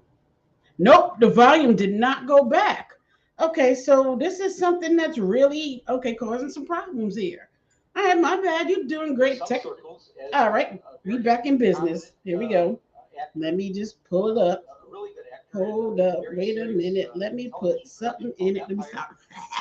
And because you're a celebrity and because you've been so active in all these social justice causes, and this is what is so Man, give me a sentence and shut up. all people are here convicted of hoaxing hate crimes. My ass is getting tired of sitting down. Come on now. In the world, trying to be something for the good in social justice causes, that you ended up here right now like this. Come It's on. crazy. But Shut up. you know people in high places, elected public officials. They reacted. You knew mainstream journalists. They reacted. You became the first page, your front page news. You're talking about in the halls of Congress. People are Okay, here we go. making We back. laws to prevent what happened to Shut you the that cool little happened to anybody bit. else. People on mainstream media are decrying what happened. What kind of country is this? How could they do this to Jussie? We know Jussie. He's such a gentle guy. He's the guy that was described to me by all the family and friends that I heard from today. And I believe that Jussie exists. But you use them as your patsies too. They were giving you the national pity party you wanted. They're putting you on the front He page. said All the attention is Tuesday. on you. People talk about social injustice. Your name was coming up first, which is exactly what you wanted. But you used them. If anything, people in those positions, elected public officials, mainstream journalists, their credibility is everything to them. And you didn't care that you might be damaging it. You did damage to them because, again, there's a side of you that has this arrogance and selfishness and narcissism that's just disgraceful. Your plan worked, of course, until it did. We're in Chicago. You lived here for 5 years, working on the Empire show. And you have to know, as well as anybody that lives in Chicago. The Chicagoans, they love their city. They're fiercely loyal to the city, and believe me, Chicagoans know we don't all agree with each other on a lot. There are all kinds of disagreements on what our city should be, what the vision should be for the future. There's even disagreements about what our past was like. But despite all the disagreements and all the things that are not right with Chicago, it's sweet home to Chicago to the Chicagoans. Chicagoans are fiercely loyal to their city. But Chicagoans have one thing in common that they agree on, that there's no misunderstandings, everybody's on the same page. And that page is crime is a problem. It is a major problem. Nobody disagrees. And we know that police resources, they are valuable. They're limited. Especially in Detective Chicago. Resources are precious, and they cannot be squandered. And what you did, because you were selfishly, arrogantly, and narcissistically bringing attention to yourself, it's the only reason you could have been doing such a crazy thing that you did, was you took away a lot of resources from other places, from other real victims of real crimes. You used up the police resources for your own benefit. And that's a big problem here. What you did is you created what we call around here a heater. What's a heater?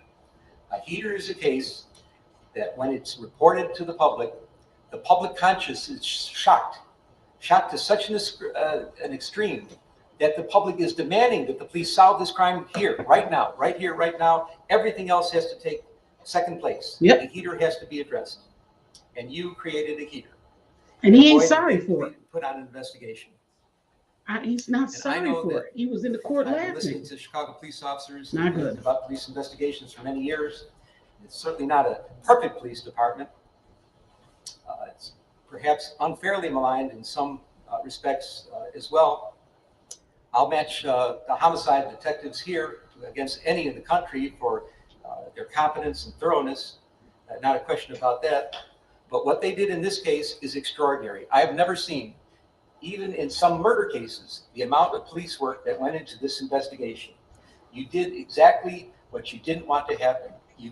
They put so many police resources into this. When I say what you didn't want to happen is you never wanted this case solved. You thought that somehow you'd be able to skate by and nobody would ever know what really happened here, and you're going to walk away from this, and it didn't go down like that at all, of course. So they solved the case. And what happened?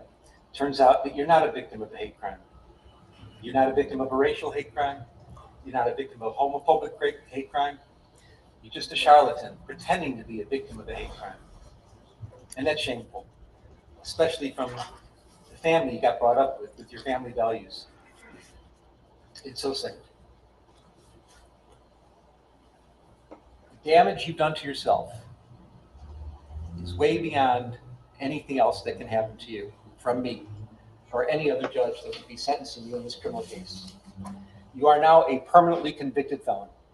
Damn! Your family who loves you and supports you, I only want to use the word forgive because forgiveness isn't even necessary. They're with you so much. They're so tight-knit, but you have to live with the fact that you really put them through a ringer. You've embarrassed your valuable friends in high places, the elected public officials, people in the media. You've embarrassed them. You have to live with that. I don't know if those relationships can be repaired. You become toxic in your own workplace. Your career future is uncertain. He is laying it It's out. really on a rocket ship Jussie Smollett, to success. you And now are ruined. You've turned yourself into riches to rags, and it's so unfortunate. Your very name has become an adverb for lying, and I cannot imagine what could be worse than that. People talk about situations where somebody's lying and trying to manipulate and maneuver a story, and your name comes up. It's, oh, pulling a Jussie, something like that. That's awful. You're the butt of jokes. Comedians, mainstream talk show hosts, they make jokes about you. They do sketches about you. I can't imagine anything worse than that. Now, this is all self-inflicted. These are things you did to yourself. This is self-damage. Well, some people may think that what you did is funny, and there's some room for humor or jokes about it. He ain't feeling them laughing in the courtroom, y'all. I don't think there is anything funny at all about hate, hoaxing and faking racial hate crimes, He not feeling Jussie Hoaxing, laughing in the court faking, and smiling in the court homophobic hate crimes. during the I think that during is this case. disgraceful. There is nothing Earlier. funny about it. There's no humor in what you did whatsoever. All because you're selfish, arrogant, narcissistic. At least you have that side in you that came out through this case, and you kept doubling down and doubling down and doubling down. It's not funny. It's not funny at all. And I'm your sentencing judge, and I don't find it funny. So where are we at? We're at the end. You're convicted of a class 4 felony. It's presumptively probationable, but we have some real serious aggravating factors here. Your premeditation, which I've described. The pain you've caused to real victims of hate crimes, which I've described.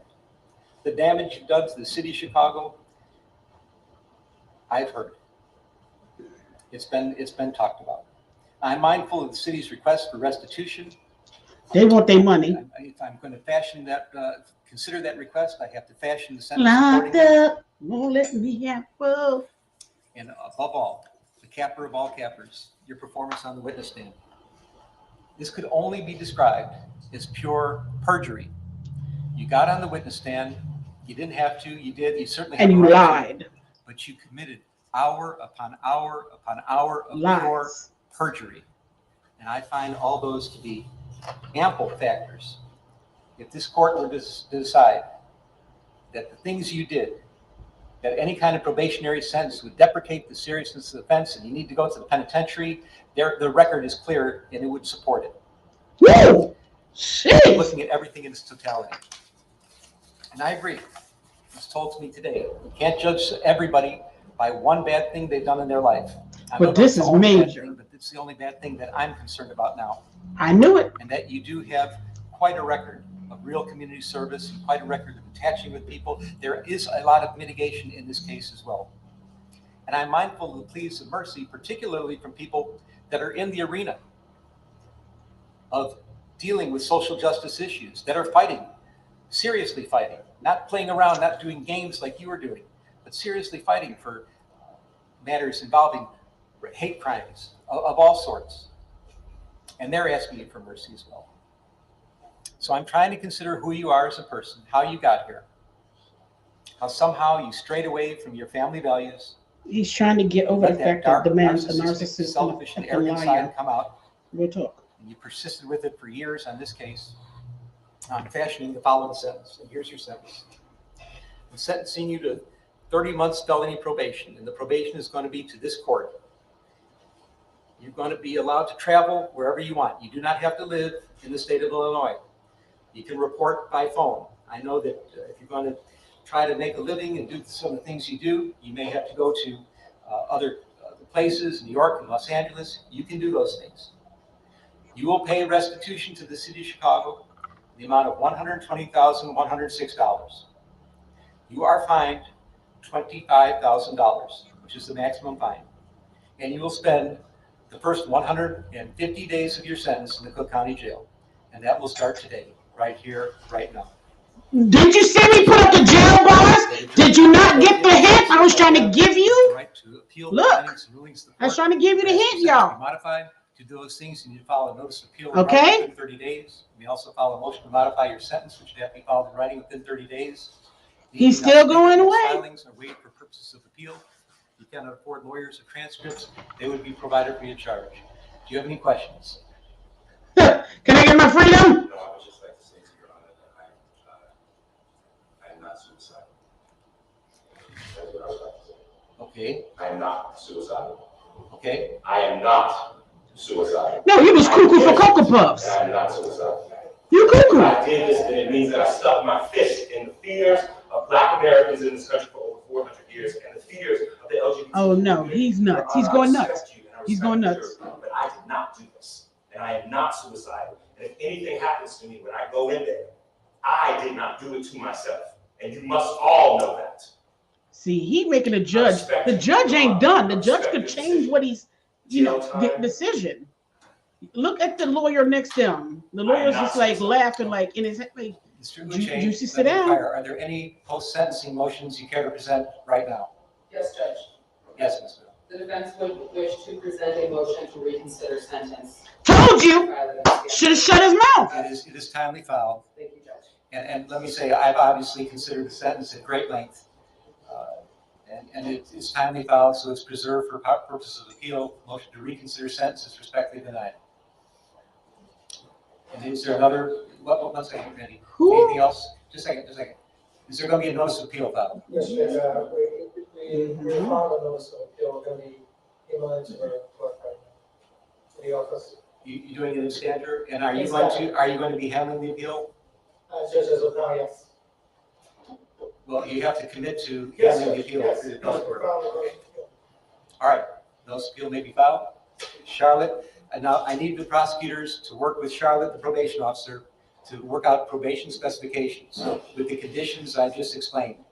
150 days in the county jail, restitution of fines. Oh, and also statutory DNA and costs are ordered as well. That's statutory. So you have to fill out the probation specifications. And I'm going to get somebody to help you do that. But we need to get that done in standard.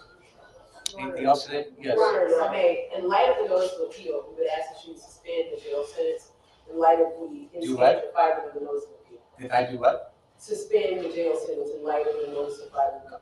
That will be respectfully denied. Yes, Mark. Mr. Lewis. If it can be stayed in light of our notice of appeal. No, I'm not saying, no. The wheels of justice turn slowly, and sometimes the hammer of justice has to fall, and it's falling right here, right now. I'm not staying this. This happens right here, right now. Charlotte? I know you said this, that this is how that's going to be. Yeah, I'll talk to you about it. I'll give you yours. Okay. All right. Any other matters to come before the court today? All right. Defendants remanded to the custody of sheriff. Court is adjourned. They're going to put him in handcuffs. I am not suicidal. I am not suicidal, and I am innocent. I could have said that I was guilty a long time ago.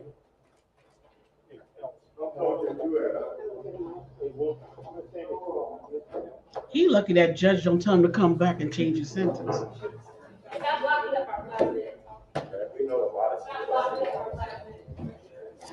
Really? Stop looking up our black men. That's what we're doing? Really? The whole Smollett family crazy. Cuckoo for Cocoa Puffs. I'm glad this was on video. Me too, Yogi Fish. Did y'all really believe this? I knew he was going to say something towards the end. Sure did.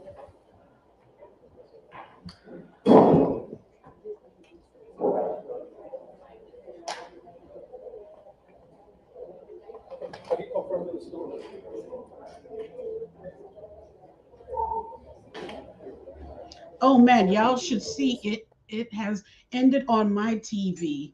I'm looking at Ravens now. Yeah, mine's got a couple more extra little minutes in there. That's it. So this is what happened, y'all. What y'all think? He has lost his mind. Do you believe that he did what he did, y'all? Do you believe he and his family did what they did in court? He is so lucky that the judge didn't tell him to come back in. Because, you know, judges are known for like, oh, you want to say this in court and disrespect my court? Come back. Let me reevaluate that sentence. Yeah.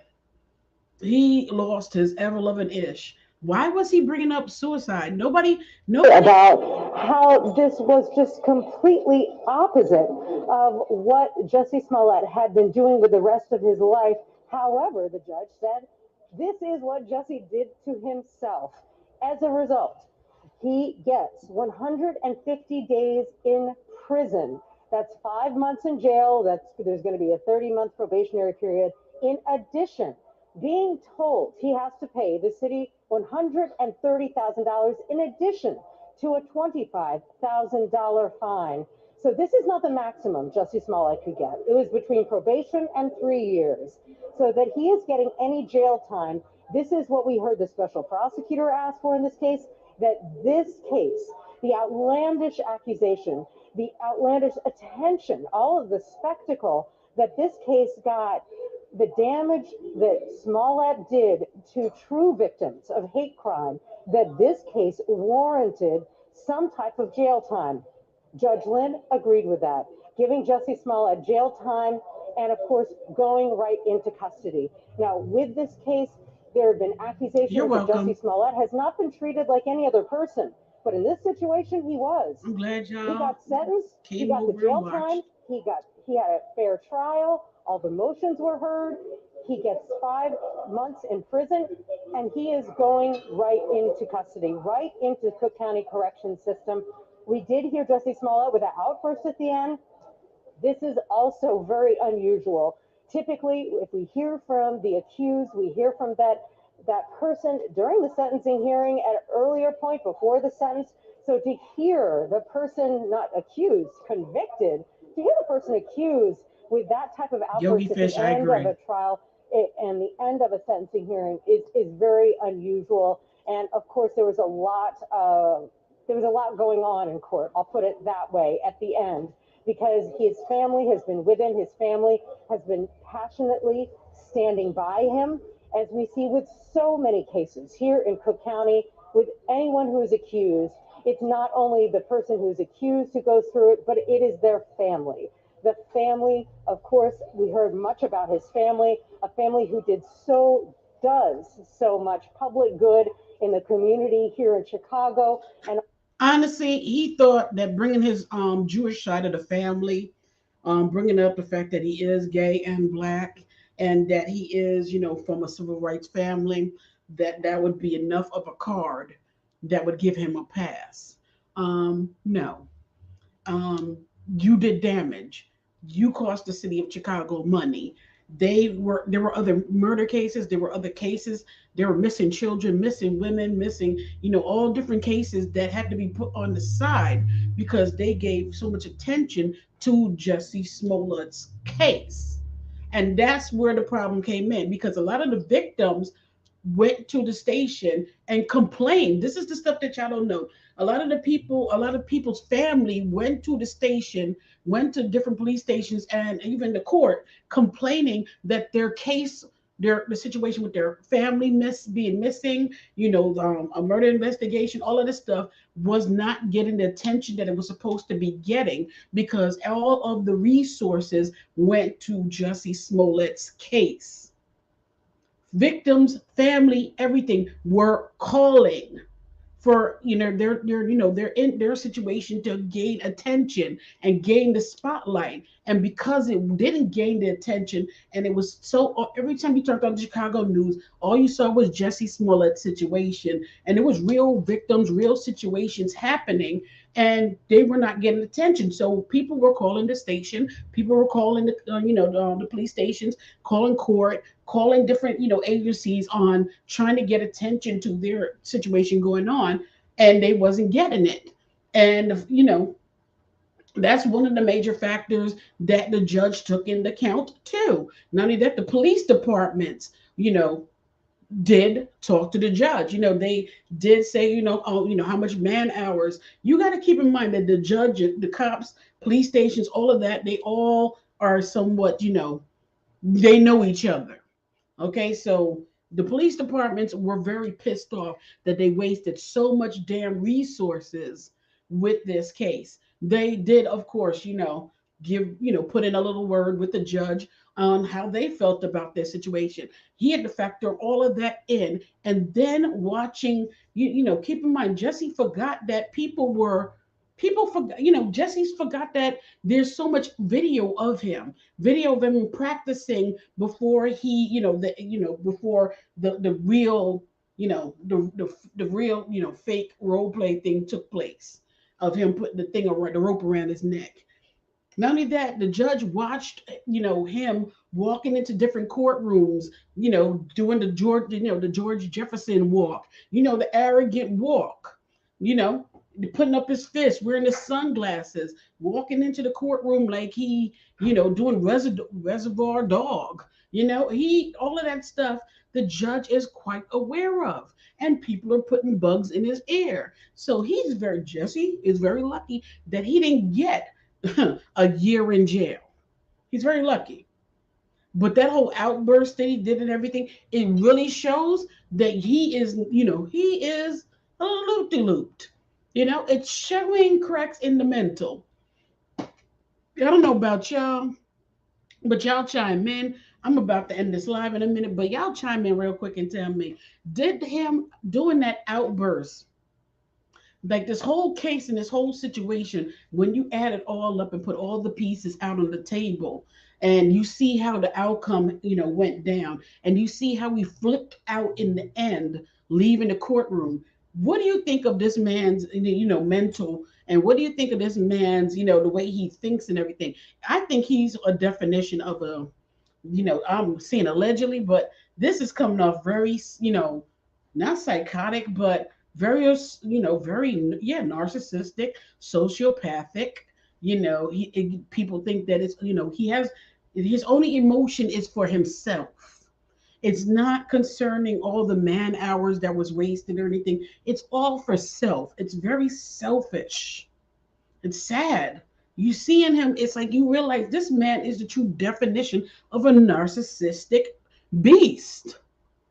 And, jail, paying this $100-something thousand fine, all of that is not going to do anything because he did all of this BS for his ego.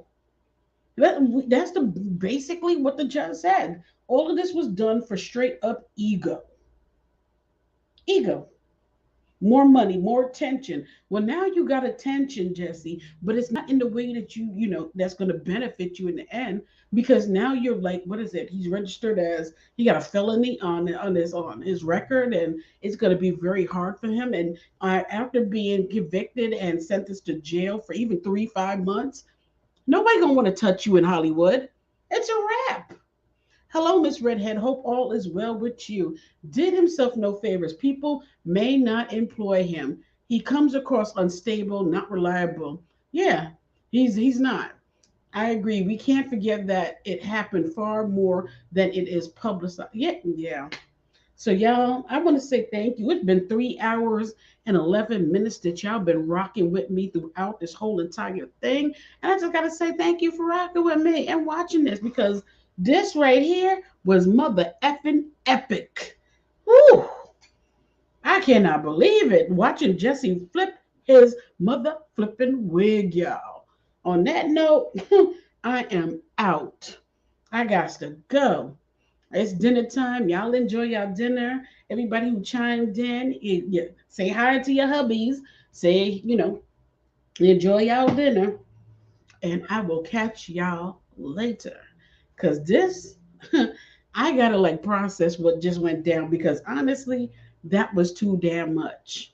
I'm still blown away by what we just watched. Honestly, I'm absolutely blown away by what we just watched. On the West Coast, and of course, they have been standing by their brother, their son, their grandson. We heard from his brother.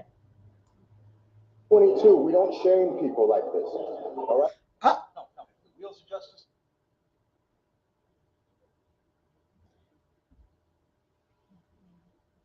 Okay, hold up.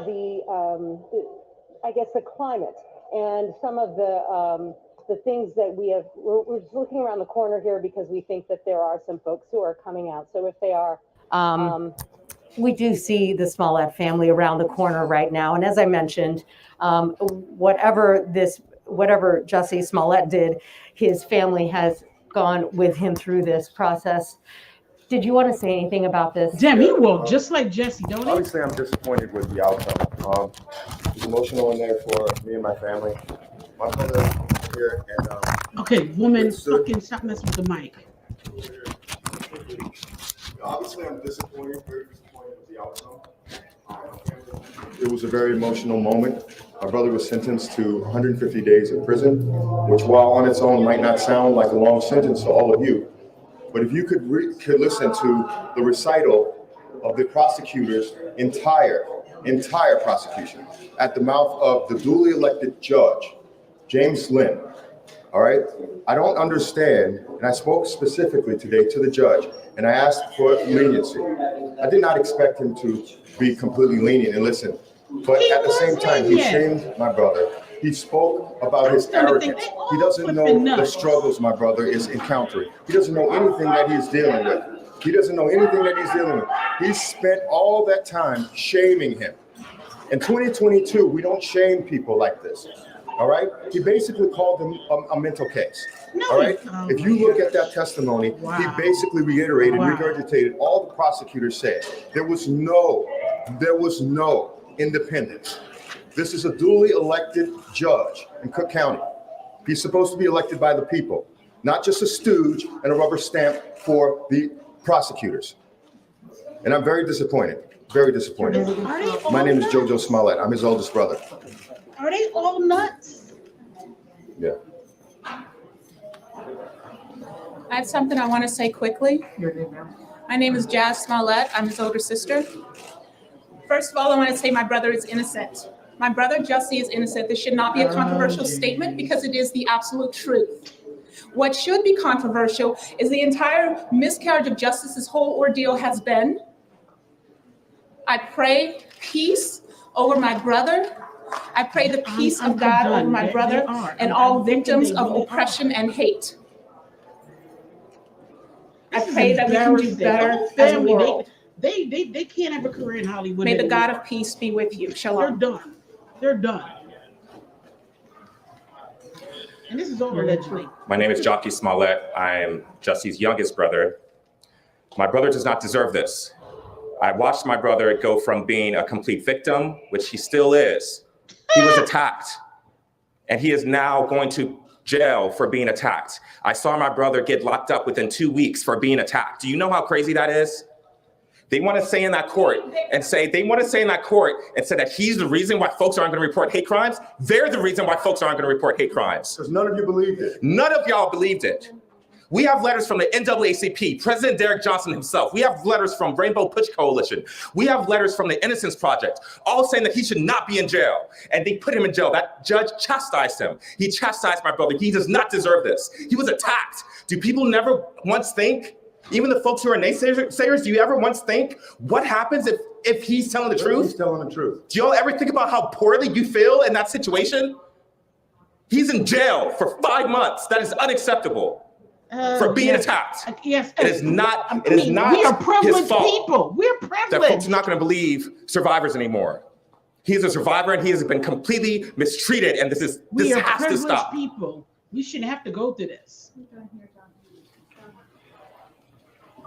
Please do your investigative journalism report. So we just heard from Jussie Smollett's two brothers and sister, clearly very upset about the situation. Black men from being abducted into the prison system. You know it. And you guys got to do more investigative reporting, more investigation, okay? Thanks. Can you think, Molly,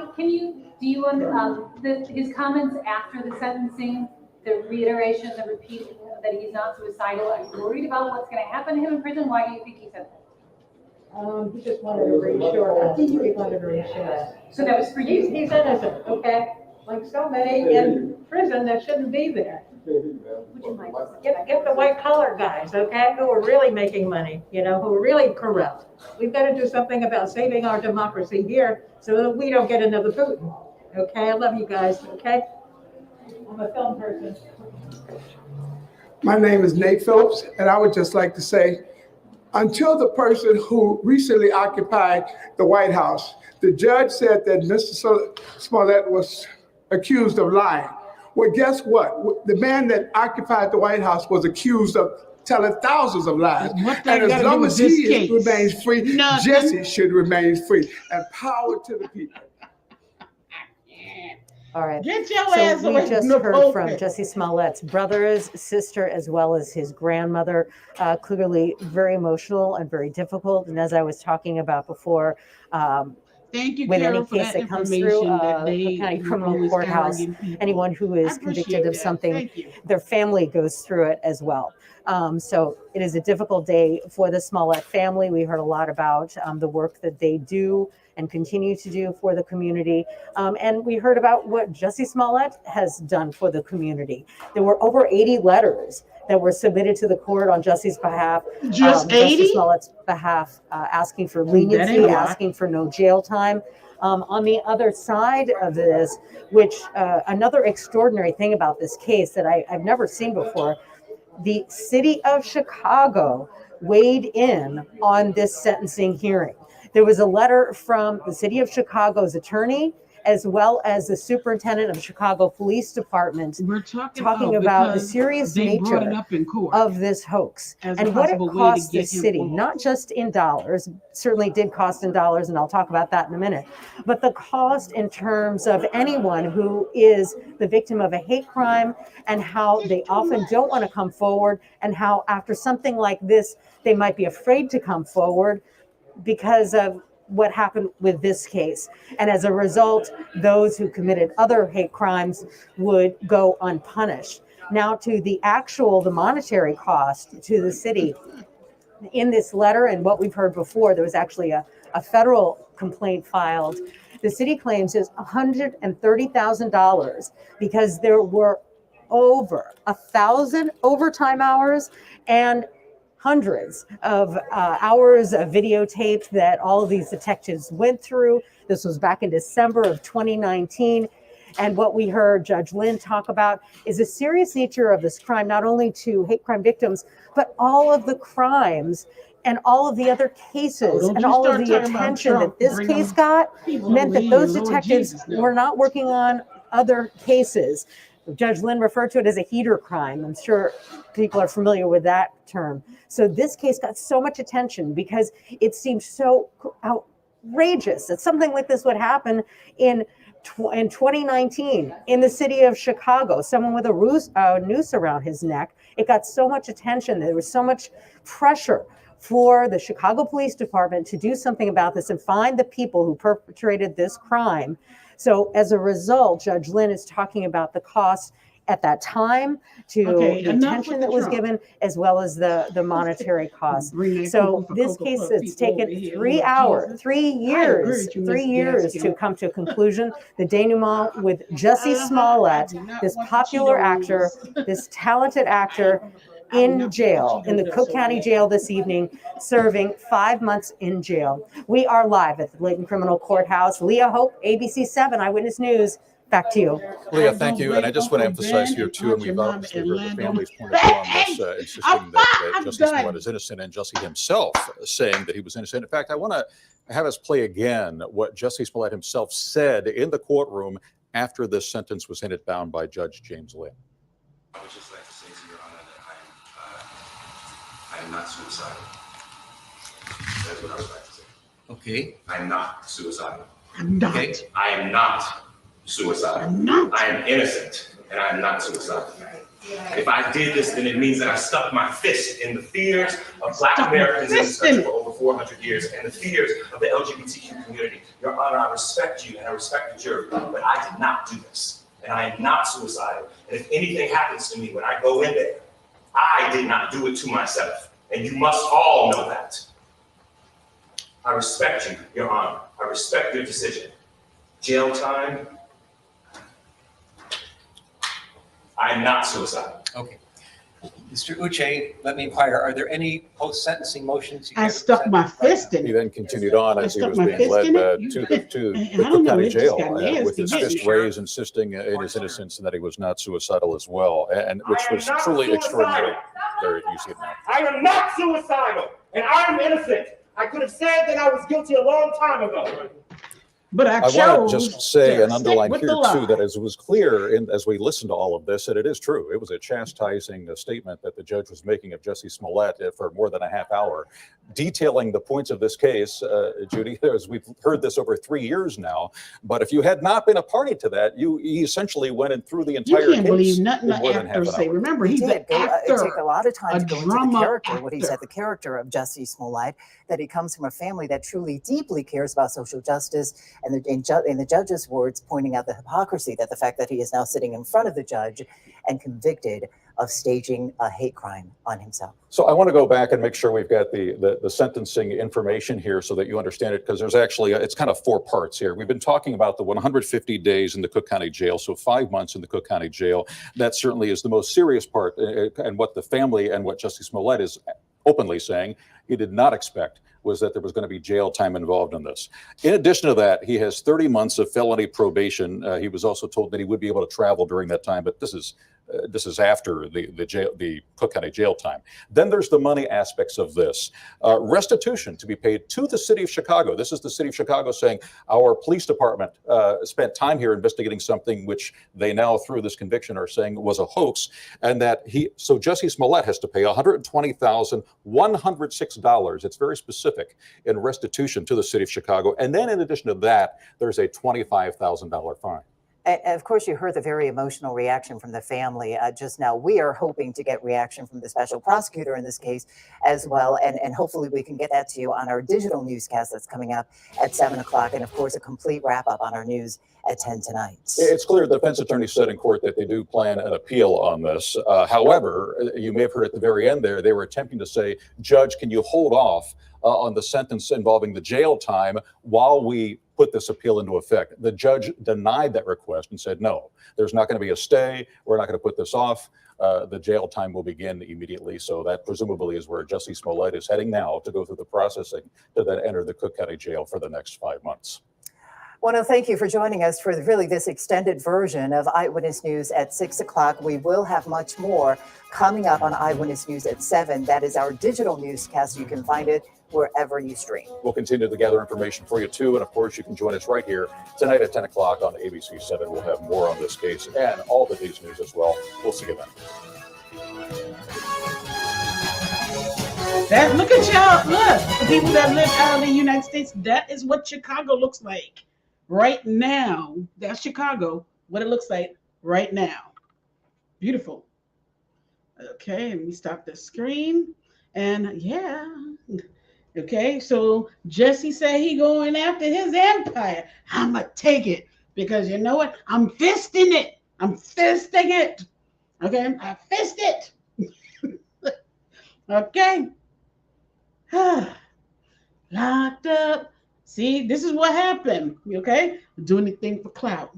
Do anything for clout. This is a prime example of clout going to your mother flipping head. And this is what the result is.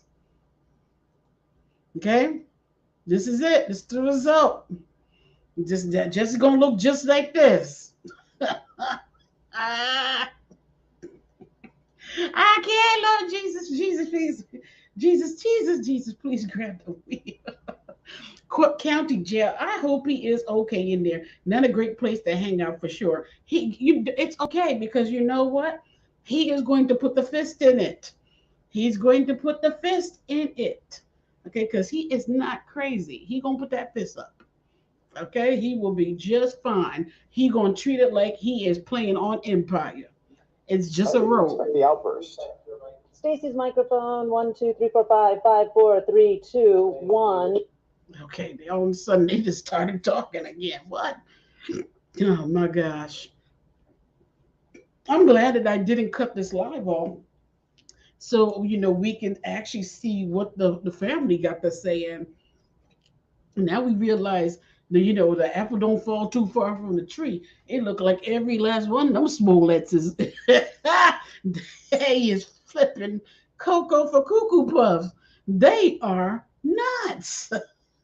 Are we seeing the same thing that I saw? Because I'm telling you, y'all better hit that mother effing like button. I swear to God, hit that like. Okay, because Jussie said he gonna fist on it. Yes, seriously. So y'all, please hit that like button because I tell you, when them Smollett started to talk, oh my gosh, I literally almost peed myself. From now on, I might have to wear some Depends when them Smollett start to talk. Smollett equal French for crazy. Whenever you think of somebody coming up with a scheme, you're just gonna be called the Smollett. Oh, you trying to Smollett me, huh? Don't try that Smollett. Now you know who? Guess who? You know Gina right now. Tisha Campbell like, oh shoot, let me shut my mouth about this kidnapping story. Yeah. I swear to God, I guarantee you, Tisha Campbell right now from Gina from Martin. I swear to you, I know she's sitting here right now rethinking that gosh damn story. She like, I'm glad the heat is off my high yellow ass right now. I'm glad they ain't Applehead. They ain't thinking about Applehead right now. She better thank her stars. She better shut up about being kidnapped in a mother in damn Texas.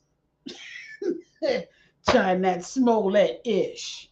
You notice she shut her mouth, right? After the cops said, we need more proof. You need to come down to the station. She was like, shoot, well, I'm busy on the set of Martin right now, so I can't leave.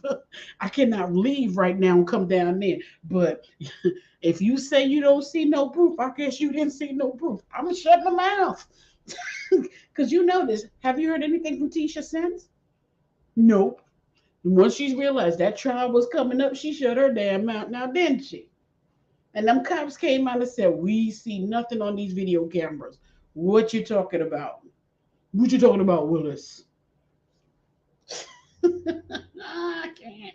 Oh, yeah, that's right. You covered that. I sure did cover that because I was trying to figure out the same thing, too. I'm like, did she Smollett us?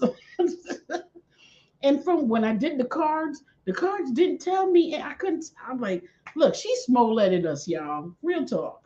On that note, y'all, I love y'all. We've been rocking with each other for 3 hours and 30 damn minutes. On the way out, hit the lights. Please make sure if you ate any popcorn chips, or if you brought your 40-ounce, your wine, your Heinekens, your Henny, your rosé, even if you brought your champagne bottles, please take them with you when you leave out the hall, okay? Because I keep getting complaints from people saying that the people are leaving wrappers and stuff behind, and they ain't putting the chairs up after the live. So please, maybe I got a little bit of Smollett in me. Nah. No, I ain't got no Smollett. Sorry, I can't go that far with it. Oh, yeah. On that note, I am out. This right here was worth the 3 hours and 30 minutes sitting down here. And, I swear to God, it was worth every damn second. It was. This was worth every damn second because I did not think that this man was going to give it to us like that. He served us straight hot piping hot tea. I mean, the tea was hot, y'all. Like, damn. Thank you. I'm very thankful. Like, oh yeah, it was worth them 3 damn hours. On that note, I got to go because it is getting late and I got things to do. I love yous. Thank you. I really appreciate it. And Yogi Fish, thank you for the donation. I appreciate it. Pat B, thank you for showing up. I ain't seen you in a month of damn Sundays, but it's good to know that you're still rocking with me. I appreciate the love. I thought he would have received more time in prison. Me too. But you know what? Honestly, he can't handle no more than them 5 months. Don't catch live often. Glad I caught this one. I appreciate you catching this live with your husband. I really do. He got off with a slap on the wrist. He sure did. But guess what? If you look at his mental state, them 5 months is going to be hard on every last one of them prisoners up in there because they got to listen to Jussie Smollett's mouth for 5 months straight. There might be a riot at that damn prison. They might start a petition to release Jussie Smollett because the prisoners are tired of hearing him doing performances for Empire and saying that he's putting a fist in things. I'm telling you, guarantee, look, you think them prisoners ain't gonna start talking? I feel sorry for all them prisoners that got to put up with Jussie Smollett for 5 flipping months. He is gonna wear dumb people out. If that was any example, you see how he left out that courtroom? If that's an example, and come on, the evidence is there. They watched you rehearse the whole entire incident. The police reviewed the tape. The judge reviewed the tape. The lawyers reviewed the tape. The prosecutors, the defense, all of them know. They all reviewed the tape of you rehearsing the incident the day before. Oh my gosh, I'm just done. I'm done. No, he is not innocent. The whole thing is stage of denial. Yeah, it is. It's a state of denial. Guarantee you, yes, it is. It definitely is. Yes, that's for sure, Raven. I'm telling you, Juicy is going to drive them prisoners up in that jail nuts. They is gonna be having the most, and he's going into jail tonight, y'all. This is it. Once he leaves there, he's going to have to change his clothes. He is going into jail tonight, y'all. He's already fired up. He gonna be talking pure cash ish the whole ride to the prison. He gonna be talking ish when they give him his orange jumpsuit.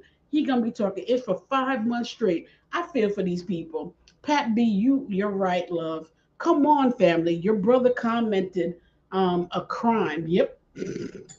Like every last one, your brother committed a crime. And you know what? The worst thing is to realize that the whole Smollett family was so passionate about a guilty man.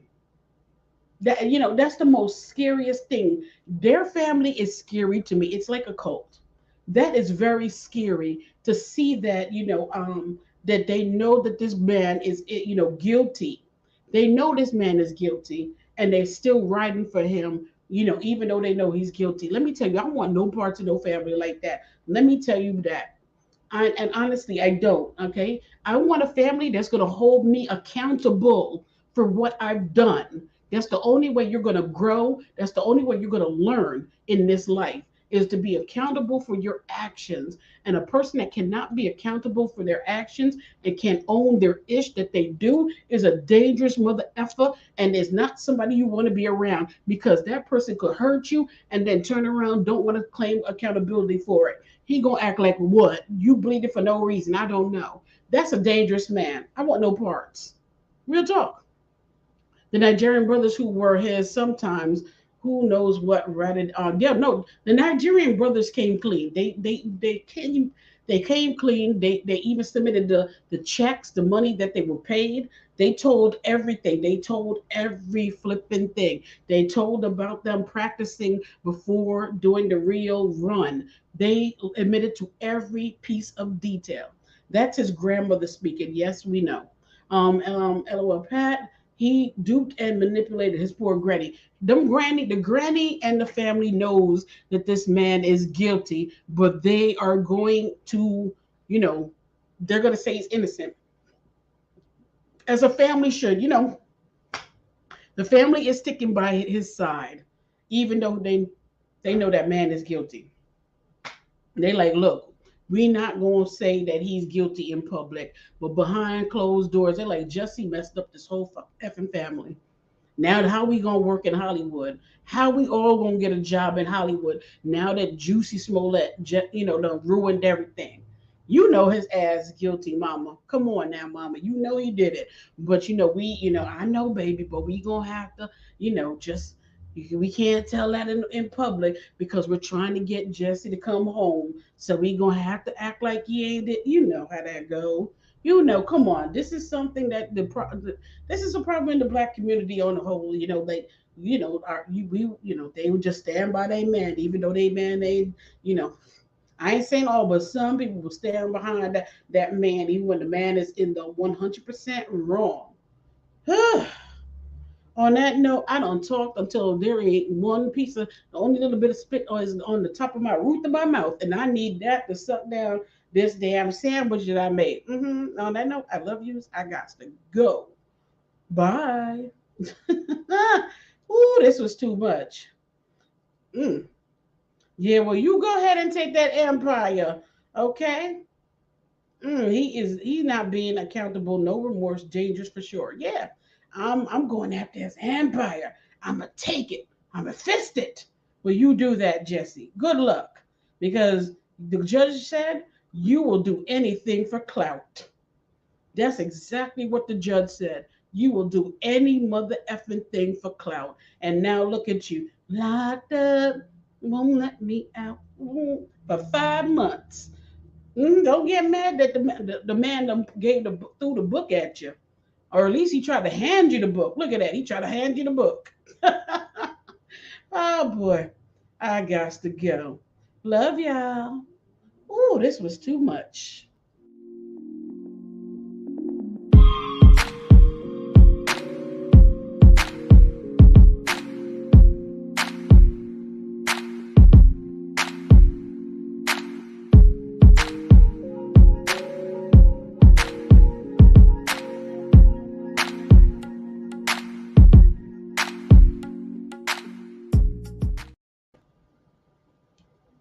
I am not mental. I am not mental. Shut up, Juicy. Get in that cop car. I got to go.